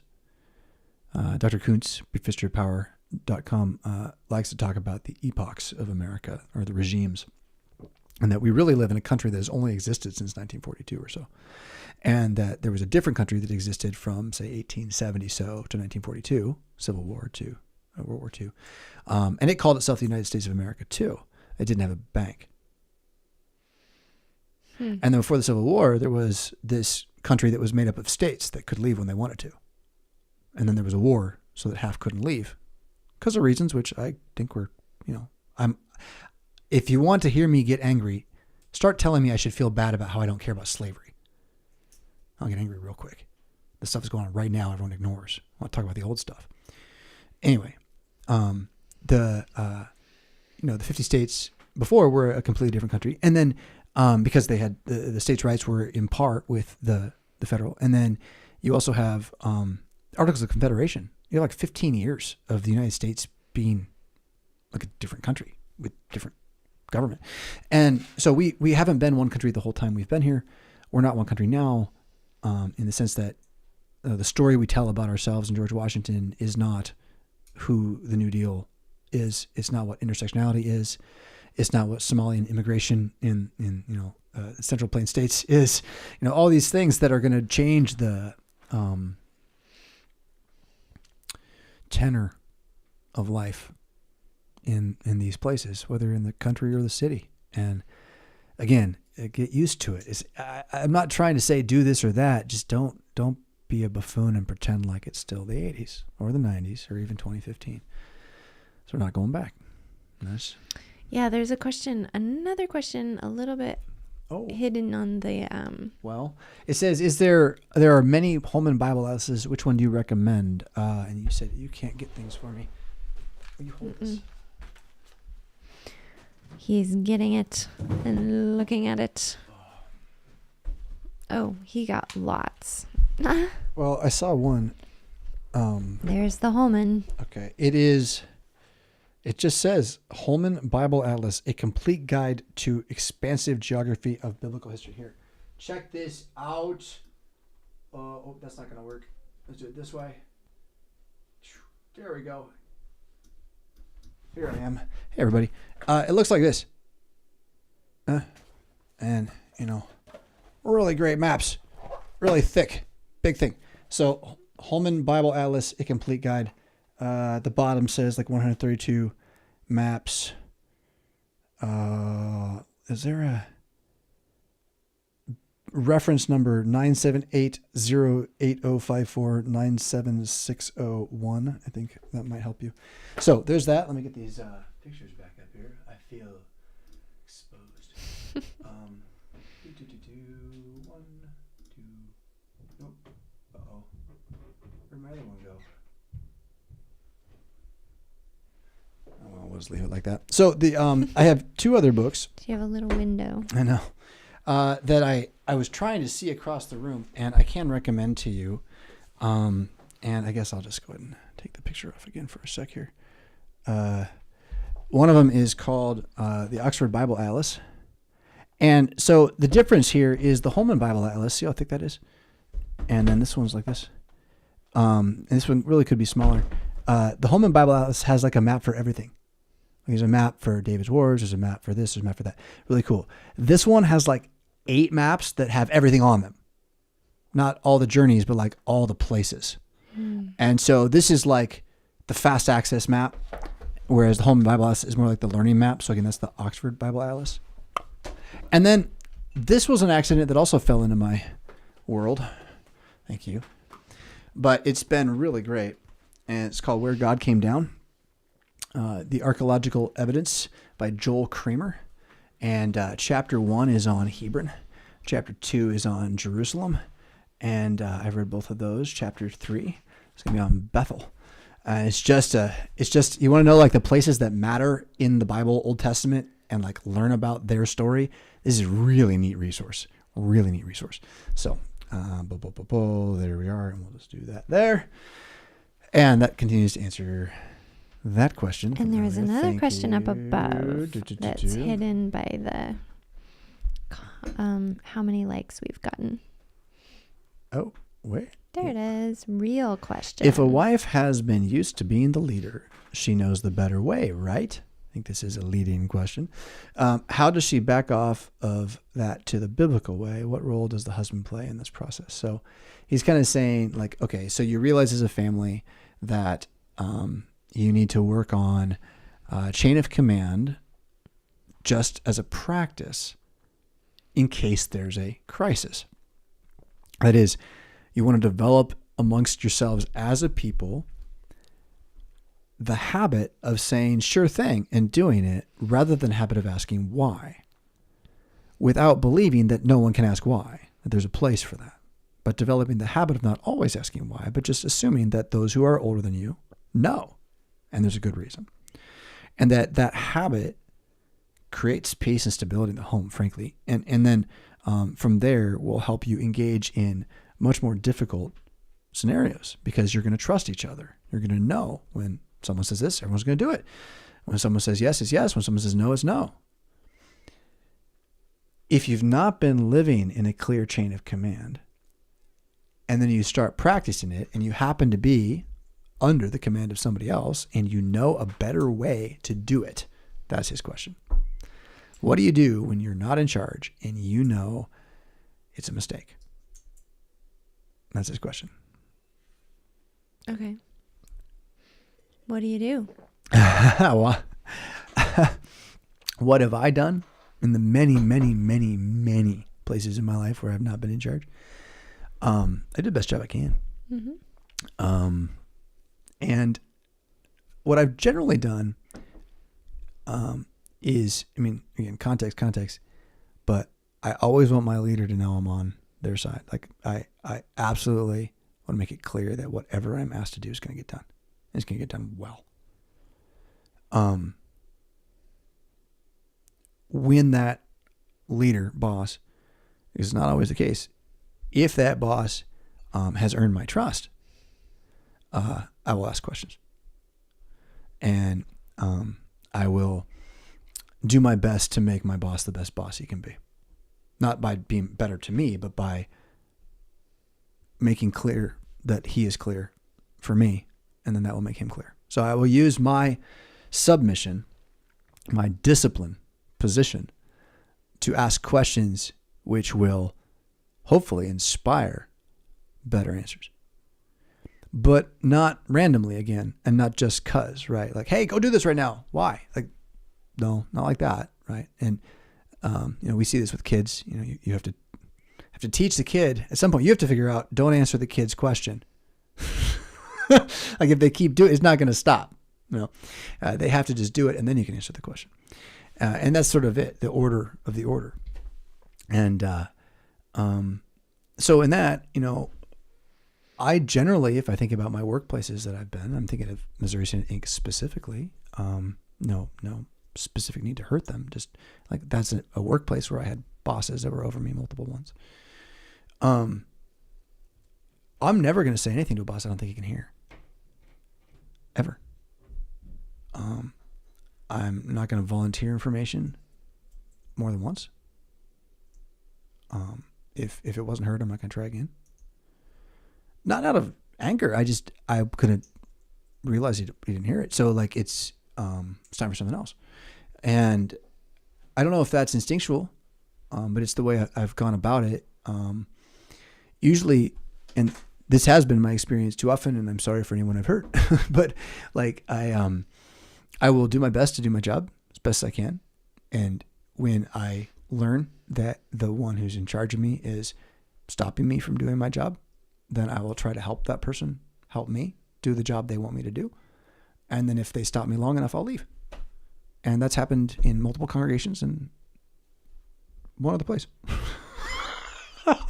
And no one should feel bad about it. It's just the way it was, and I don't know if that's right or wrong again, but what I won't do is spin my wheels trying to be the authority I'm not. And I'm not going to go down on somebody's ship that I don't have to be on. So I'm not talking about marriage right now at all, right? Or kids or anything like that. It's kind of different.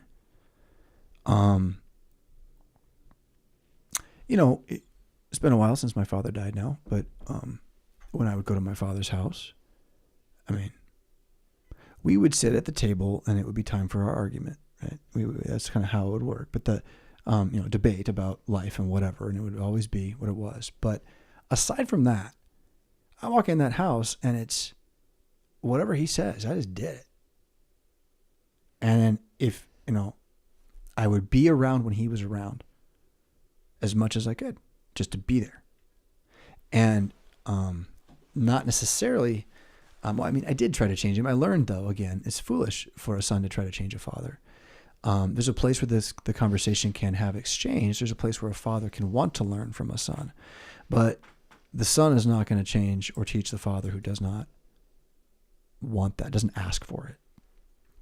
And so, again, just honoring father and mother doesn't mean doing everything they say. But it does mean you don't have to correct grandpa on the weather if he's wrong. Or he's like, yesterday we had potato salad. I know we did. And everyone's like, no, we totally didn't, grandpa. It's okay. Grandpa doesn't have to be told, right? That's kind of part of it. What is it going to hurt for him to be wrong about this thing? That's the real question, right? The better way. Mm-hmm. Is he letting your child die today? Or is it just going to spill some condensed milk? And if it's just that, well then, it's important for you to learn to let the bad thing happen. We all will do well to learn to let small bad things happen that are outside of our control, rather than try to stop everybody else's bad things from happening. We all do well to do that. And then from there again, have conversations with the team about having conversations. Right? Ask questions at times when questions should be asked, and make sure there are those times. Find those times. Those times are not when you're running down the street from the zombies. And again, if you don't have the point of this a little bit is if you don't have that conversation, you're trying to run down the street from the zombies, and your 12-year-old's throwing a fit, and your wife goes back to help your 12-year-old because your 12-year-old emotionally just won't go anywhere because she's screaming and yelling and mad and freaked out. Right? And chain of command breaks right through that. If it's follow me, yes sir. Okay, mom. Right? Well, then she'll be screaming, but she's going to follow you anyway. Right? And I don't think a lot of families have that right now. Or if their kids were screaming, they'd follow them. Now, maybe they'd run from the zombie, but that could be a different direction, right? And now the whole group is scattered and split, and you're all dead. Again, this is zombies. If you play video games, you know this. But I'm extrapolating it as a metaphor because it applies. If you're just trying to lay low for 3 or 4 days while the rest of the community goes out to the freeway and gets stuck and ends up trying to get out of town. And 3 days later, they're all out of town and you're the only one left, right? How do your family do during that time? If that's your plan. And that is our plan. And I'll tell you, we're not prepper to go. We're prepper to stay. You should have a go bag. That's the next article. Everyone needs a little go bag, a little med kit. Not bad to have some Band-Aids with you. Right? It doesn't have to be the end of the world to learn from these things. Mm-hmm. Right? And then neither do we have to assume that there are no minor ends of the world, because there's a lot of them. The day of the Lord in the Bible again and again is any day he brings judgment on anybody. Rockford had a day of the Lord yesterday. Big time. And but then for you though, I think he's asking the question for you to answer it.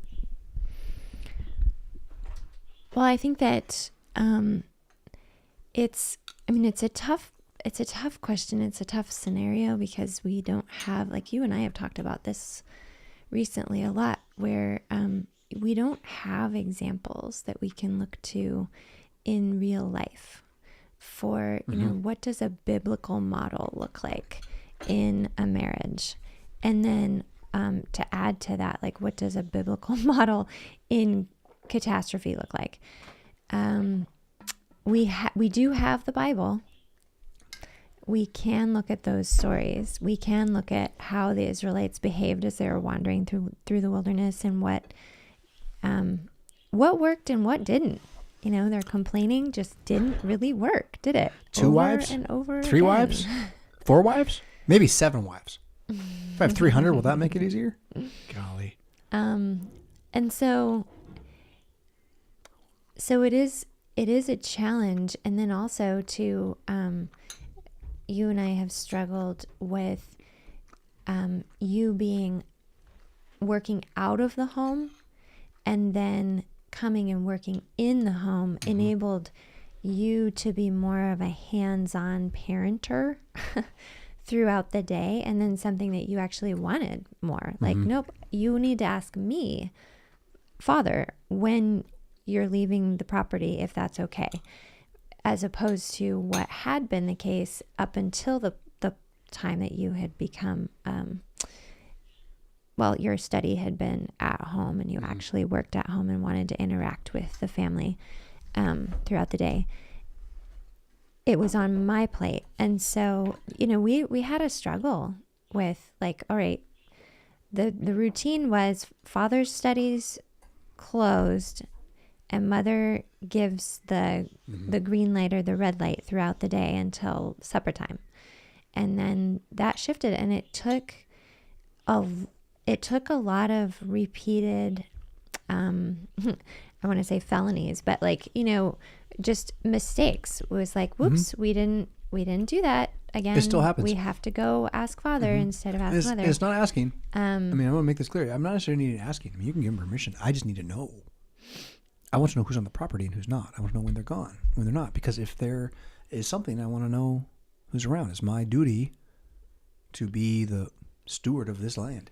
And so it's that simple. It's about just retaining awareness of my country, meaning my little property, and what citizens are here and which ones are traveling. Right. Well, and then that does pose trial, because my vocation is one that can be interrupted more. And so, you know, how much does the leader delegate to the second in command? And, you know, how much is it okay to just take all of it on his own plate? So, you know, we're learning. Well, everyone's going to work what that out looks on like for us on their own comfort level. Right. But I'll say again, for me, it is about knowing who's on my property. Like, so if 3 of my daughters go away for an hour and a half, like, I think because of the kind of country we live in, the kind of world we live in, that's important knowledge for the man who's in charge of defending everyone on the property to know. In the event of a fire, I only have to get 4 people out. You know, that I don't think it's unreasonable, but it felt unreasonable as we try to figure it out. And that's what's so interesting, why I think everyone needs to make a decision to just think about these things. So you're going to find out like what you want and what is are different. And then you also find out that what you're trying to make happen that you believe is good, it may take more than one try. You have to go back at it again and again to even figure out what you're doing. Yeah. I did not even know why. If it came out of my mouth just now, fire. Like, really, right there. Okay. Why would I want to know how many people are in my house? Because if there's a fire, if I'm here all day, you know, and so as a man, unplugging intentionally from the machines, I still use them, but I'm intentionally diverting my identity away from these wretched and evil demonic beast things, believing in myself as something different than what they are. And the more that happens, the more my territorialism kicks in. And that's been the wrestle, is that the masculine territory that I claim when I'm no longer able to go like live in a world on a screen. open world map and go explore wherever. Now I've got to explore here. Suddenly I'm in everyone's way. And I'm big. And I think it's mine. And nobody was used to that. Well, right. And that's kind of what to allow for a learning curve is what I'm saying. Yeah. It as the leader, it's really great to have a vision, but then to recognize if that leadership, ultimately it's on your head. You delegated it out to somebody else. And so now you're taking it back, but that it doesn't come back easily just because that's been a part of your, as husband, it's been part of your wife's role. And so, it's not that she's not wanting to give it back. It's just that it has been a part of her day and her routine forever. And so to then have the roles shift, just being sure that there's grace and patience in the, hey, you know what? I'm going to take care of the discipline on this one. So, that type of thing. And I don't know, I was trying to look back at the question. I think it's valuable to point out how this power we're talking about of receiving and releasing humans from the property, like it has to exist because you said, you just were used to having it being delegated to you, but everyone knew they didn't just leave. Right. Till the boy turned like 12. Oh yeah. He's been a different, they have different brains. You had to give him very clear instructions on what his space limits were, and have to repeat them every 2 months or so. But that got, thinking about him got me off of where it was. So it had been just kind of a part of, they were with me as infants. If you were to leave and leave one of them in charge, it would be expected that nobody would leave the property without talking to that. So it's natural for the head on the property. What's unnatural is for the man to be the head of the home, even if he lives there. That's the thing. It really is right. Like, yes. And I don't dynamically. I don't want to be heard as arguing against that at all. But there is this weird homemaker scenario that if the head of the home works at home, that's where our glitch is. If you had a job outside of the home that took you away from 8 to 5, that's what we did. That's what we did. But that is the modern as a model. And so from midnight to 8, you were the head. Yes. And then from 8 to 5, you were still the head. And if there were certain things I didn't know the answers to, it waited for you to get back. But I pretty much knew these are the parameters. And so could then guide the kids from 8 to 5 as your surrogate head. And then from 5 to midnight again, 8 the next morning, you were visually the head. And so, but it all was in that same cubicle box role-playing game that we were living of modern feminism enacted. So I'm going to maintain that the biggest problem is I've started acting like a man in the house. That's what throws everybody off. If I were more feminine, there wouldn't have been a lot of, don't get me wrong, CPTSD is not saying about that. That'd be an issue. But in terms of a lot of the other kind of more, the change that's happened in the last 3 years that is uneasy. It's masculinization. It is, and I said it earlier, it's I'm big, so I get in the way. Just being there, I'm in the way by being big. Whereas if I wasn't there, there's a lot of space, right? So don't think of it in the way everyone's mad. It's more or less I just actually get in the way. I'm big. And then I think it's all mine, right? And people weren't always used to that idea. And so as I've enacted that kind of belief, we've run into the habits, like you just detailed it very nicely. These habits that were set in place of a 90s lifestyle. And, we're dinks with kids, and it is that was broken really through Sons of Solomon and through the 2020 wake up, but also the fact that 2020 did put me back in the house, which I struggled, as you said, that's our problem. Our problem is I'm in the house. Oh, I didn't intend for it to say problem. So that's a hurdle that we've been... Well, the hurdle, indeed, as we go back to a model that is pre-industrialized. Because in the pre-industrialized world, the father never would have gone away for the day unless he were to travel for weeks. Right? He would not go out 8 to 5, 8 to 5, 8 to 5, certainly not off the property. And by the time the boys are old enough to follow, they're going to be going with him. So there is no segregation of the man from his people, even in subsistence farming. When you get into these big farms with giant machines, all this stuff, but we're talking subsistence farming, you're not that far away from your house. And it is the industrialization of the factory, of the office building, of all these other places that took the man out of the house in the early 20th century. That really is the start of this matrilineal home thing. Because now he's coming. Now the house is for the woman. He doesn't live there. He lives somewhere else. He maybe has a mistress somewhere else too. It's kind of the norm, right, in the big business circles.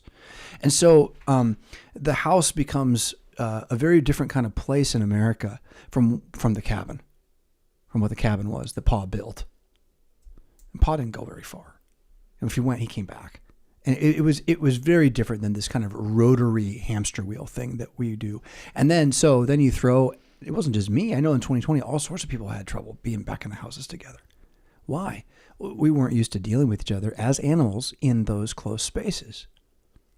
And the learning curve from that for us has been, oh, look, these machines ruined my life, like made me a crazy person. I'm going to stop trusting them. I'm going to believe in Jesus more and trust that he will help my soul overcome all of these other issues over time through his goodness and charity and grace.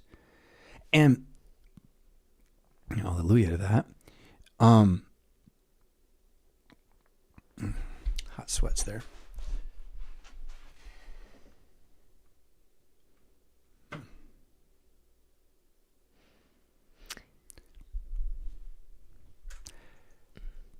Do you have something? I'm just, okay. So we're talking about, you're wanting to talk about. I wanted to finish my thought and lost it. Being home and I'm embarrassed in over 2020. Yeah, right. So that I was just going to repeat what I've already said before as a conclusion. And I get very embarrassed when I lose my place. So I'm in a hot sweat. That's okay.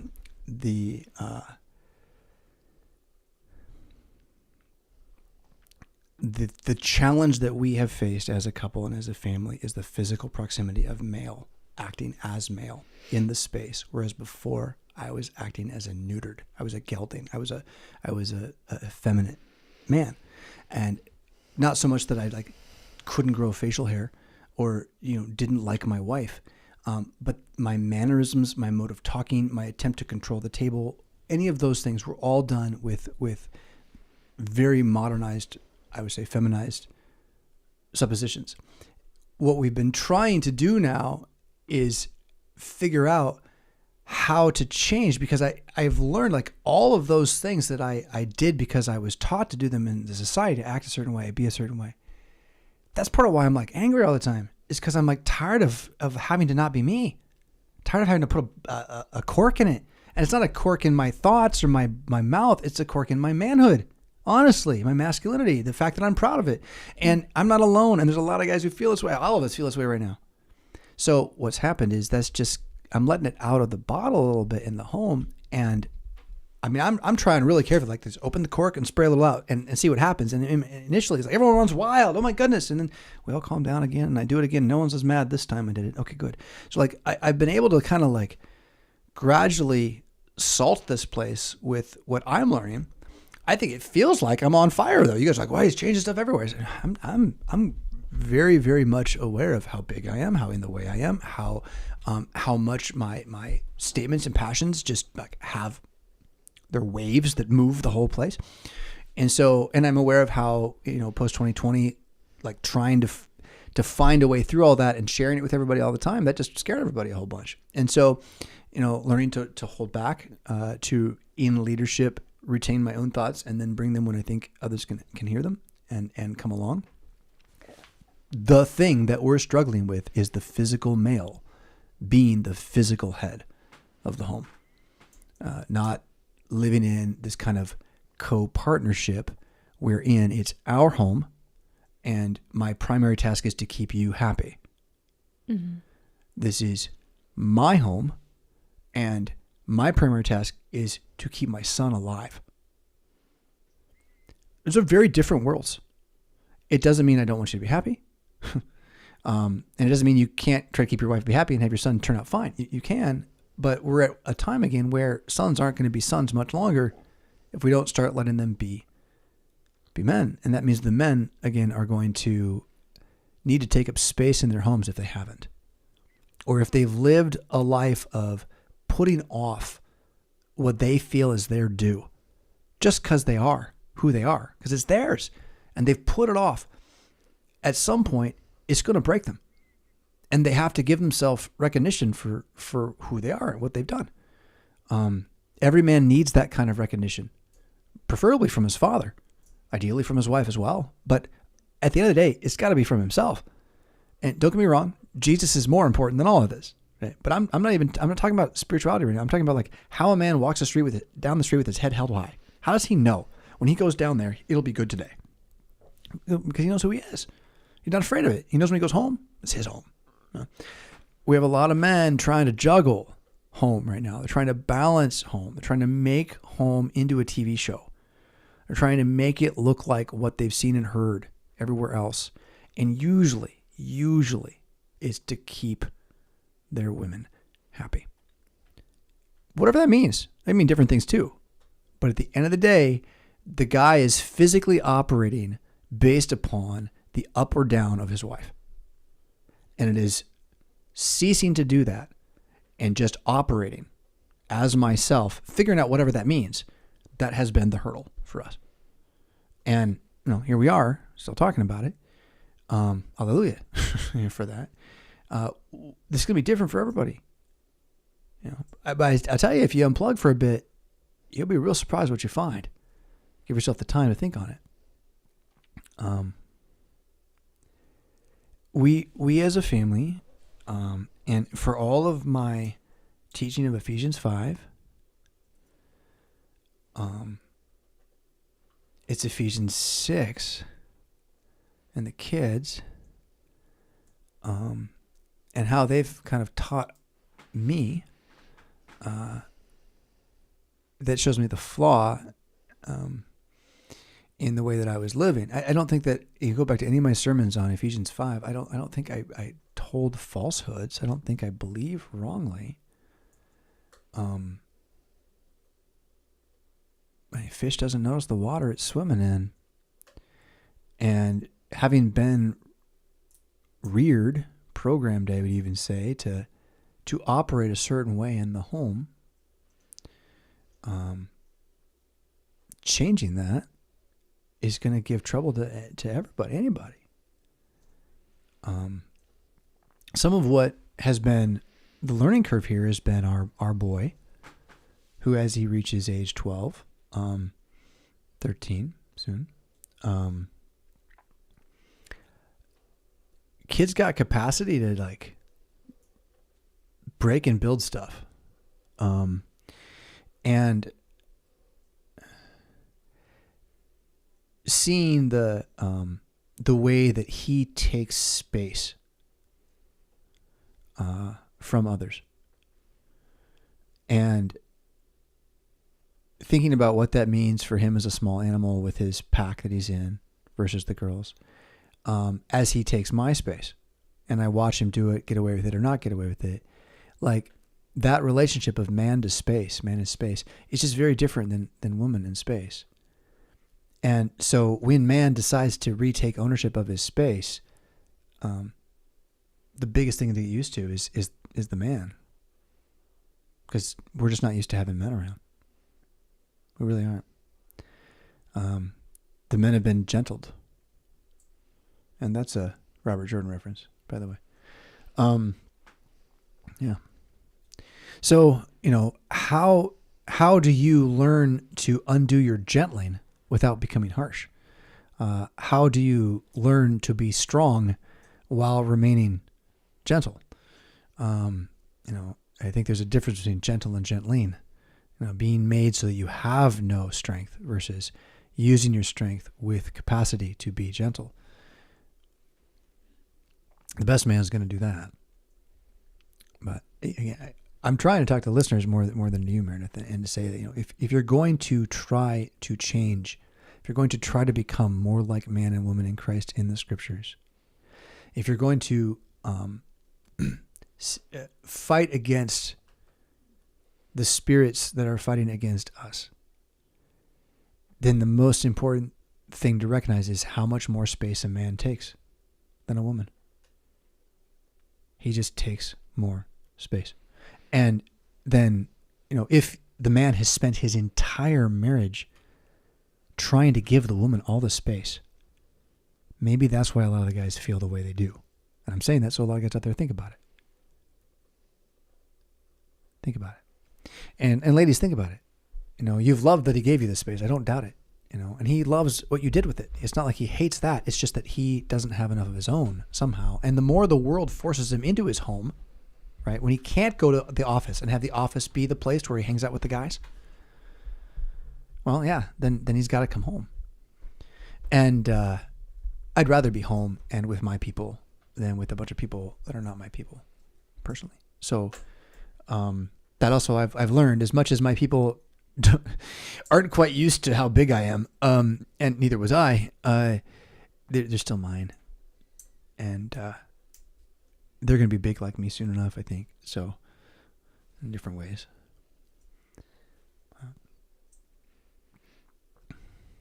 That's a conclusion. You can speak in on if you like. We're good. at time here too. Yeah.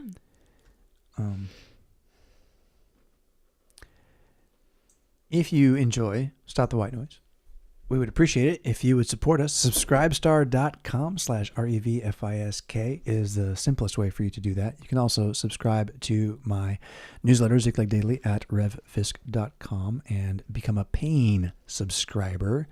You know who you are. Thank you very much. That is how we make the wheels turn here in Rockford, Illinois, along with SB 815. That's my church, St. Paul Lutheran Church. Visit sometime. And while you're coming through, if you're a guy, stay at the Hebron Collegium. Hebron, Hebron, Collegium, just like it sounds, with an IUM at the end. .org, a Gap Year Bible School for Men and Spiritual Retreat Center, here for you to, pray the Psalms, read the Proverbs, do a little bit of gentle way jiu-jitsu. A big weekend on that one we haven't talked about. Do that some other time, I suppose. We've mentioned the other normals, madpxm.com and briefhistoryofpower.com. Thank you, everybody. Please, please, please remember us in your prayers here in Rockford as you go to this holy weekend, as you remember our Lord's crucifixion, his burial, his resurrection. Keep Rockford in your prayers. Keep your city in your prayers with regards to the need for fathers. Specifically, dear Jesus, raise up fathers. Dear Jesus, raise up men in our community who will be brothers. And so as brothers, be fathers to their sons. And this way, have their wives and daughters also be blessed. So we know this is the only way, Jesus. We know it's the only way.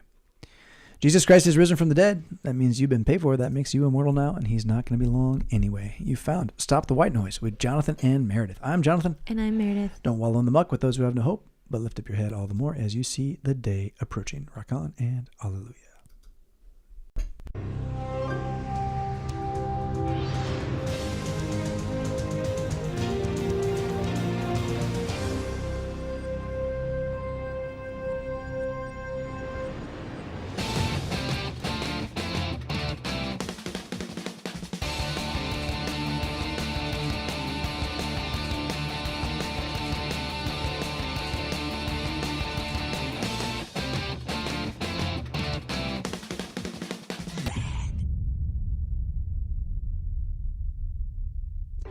Was that worth $1? Click the Patreon link in the show notes to sign up. Pretty please?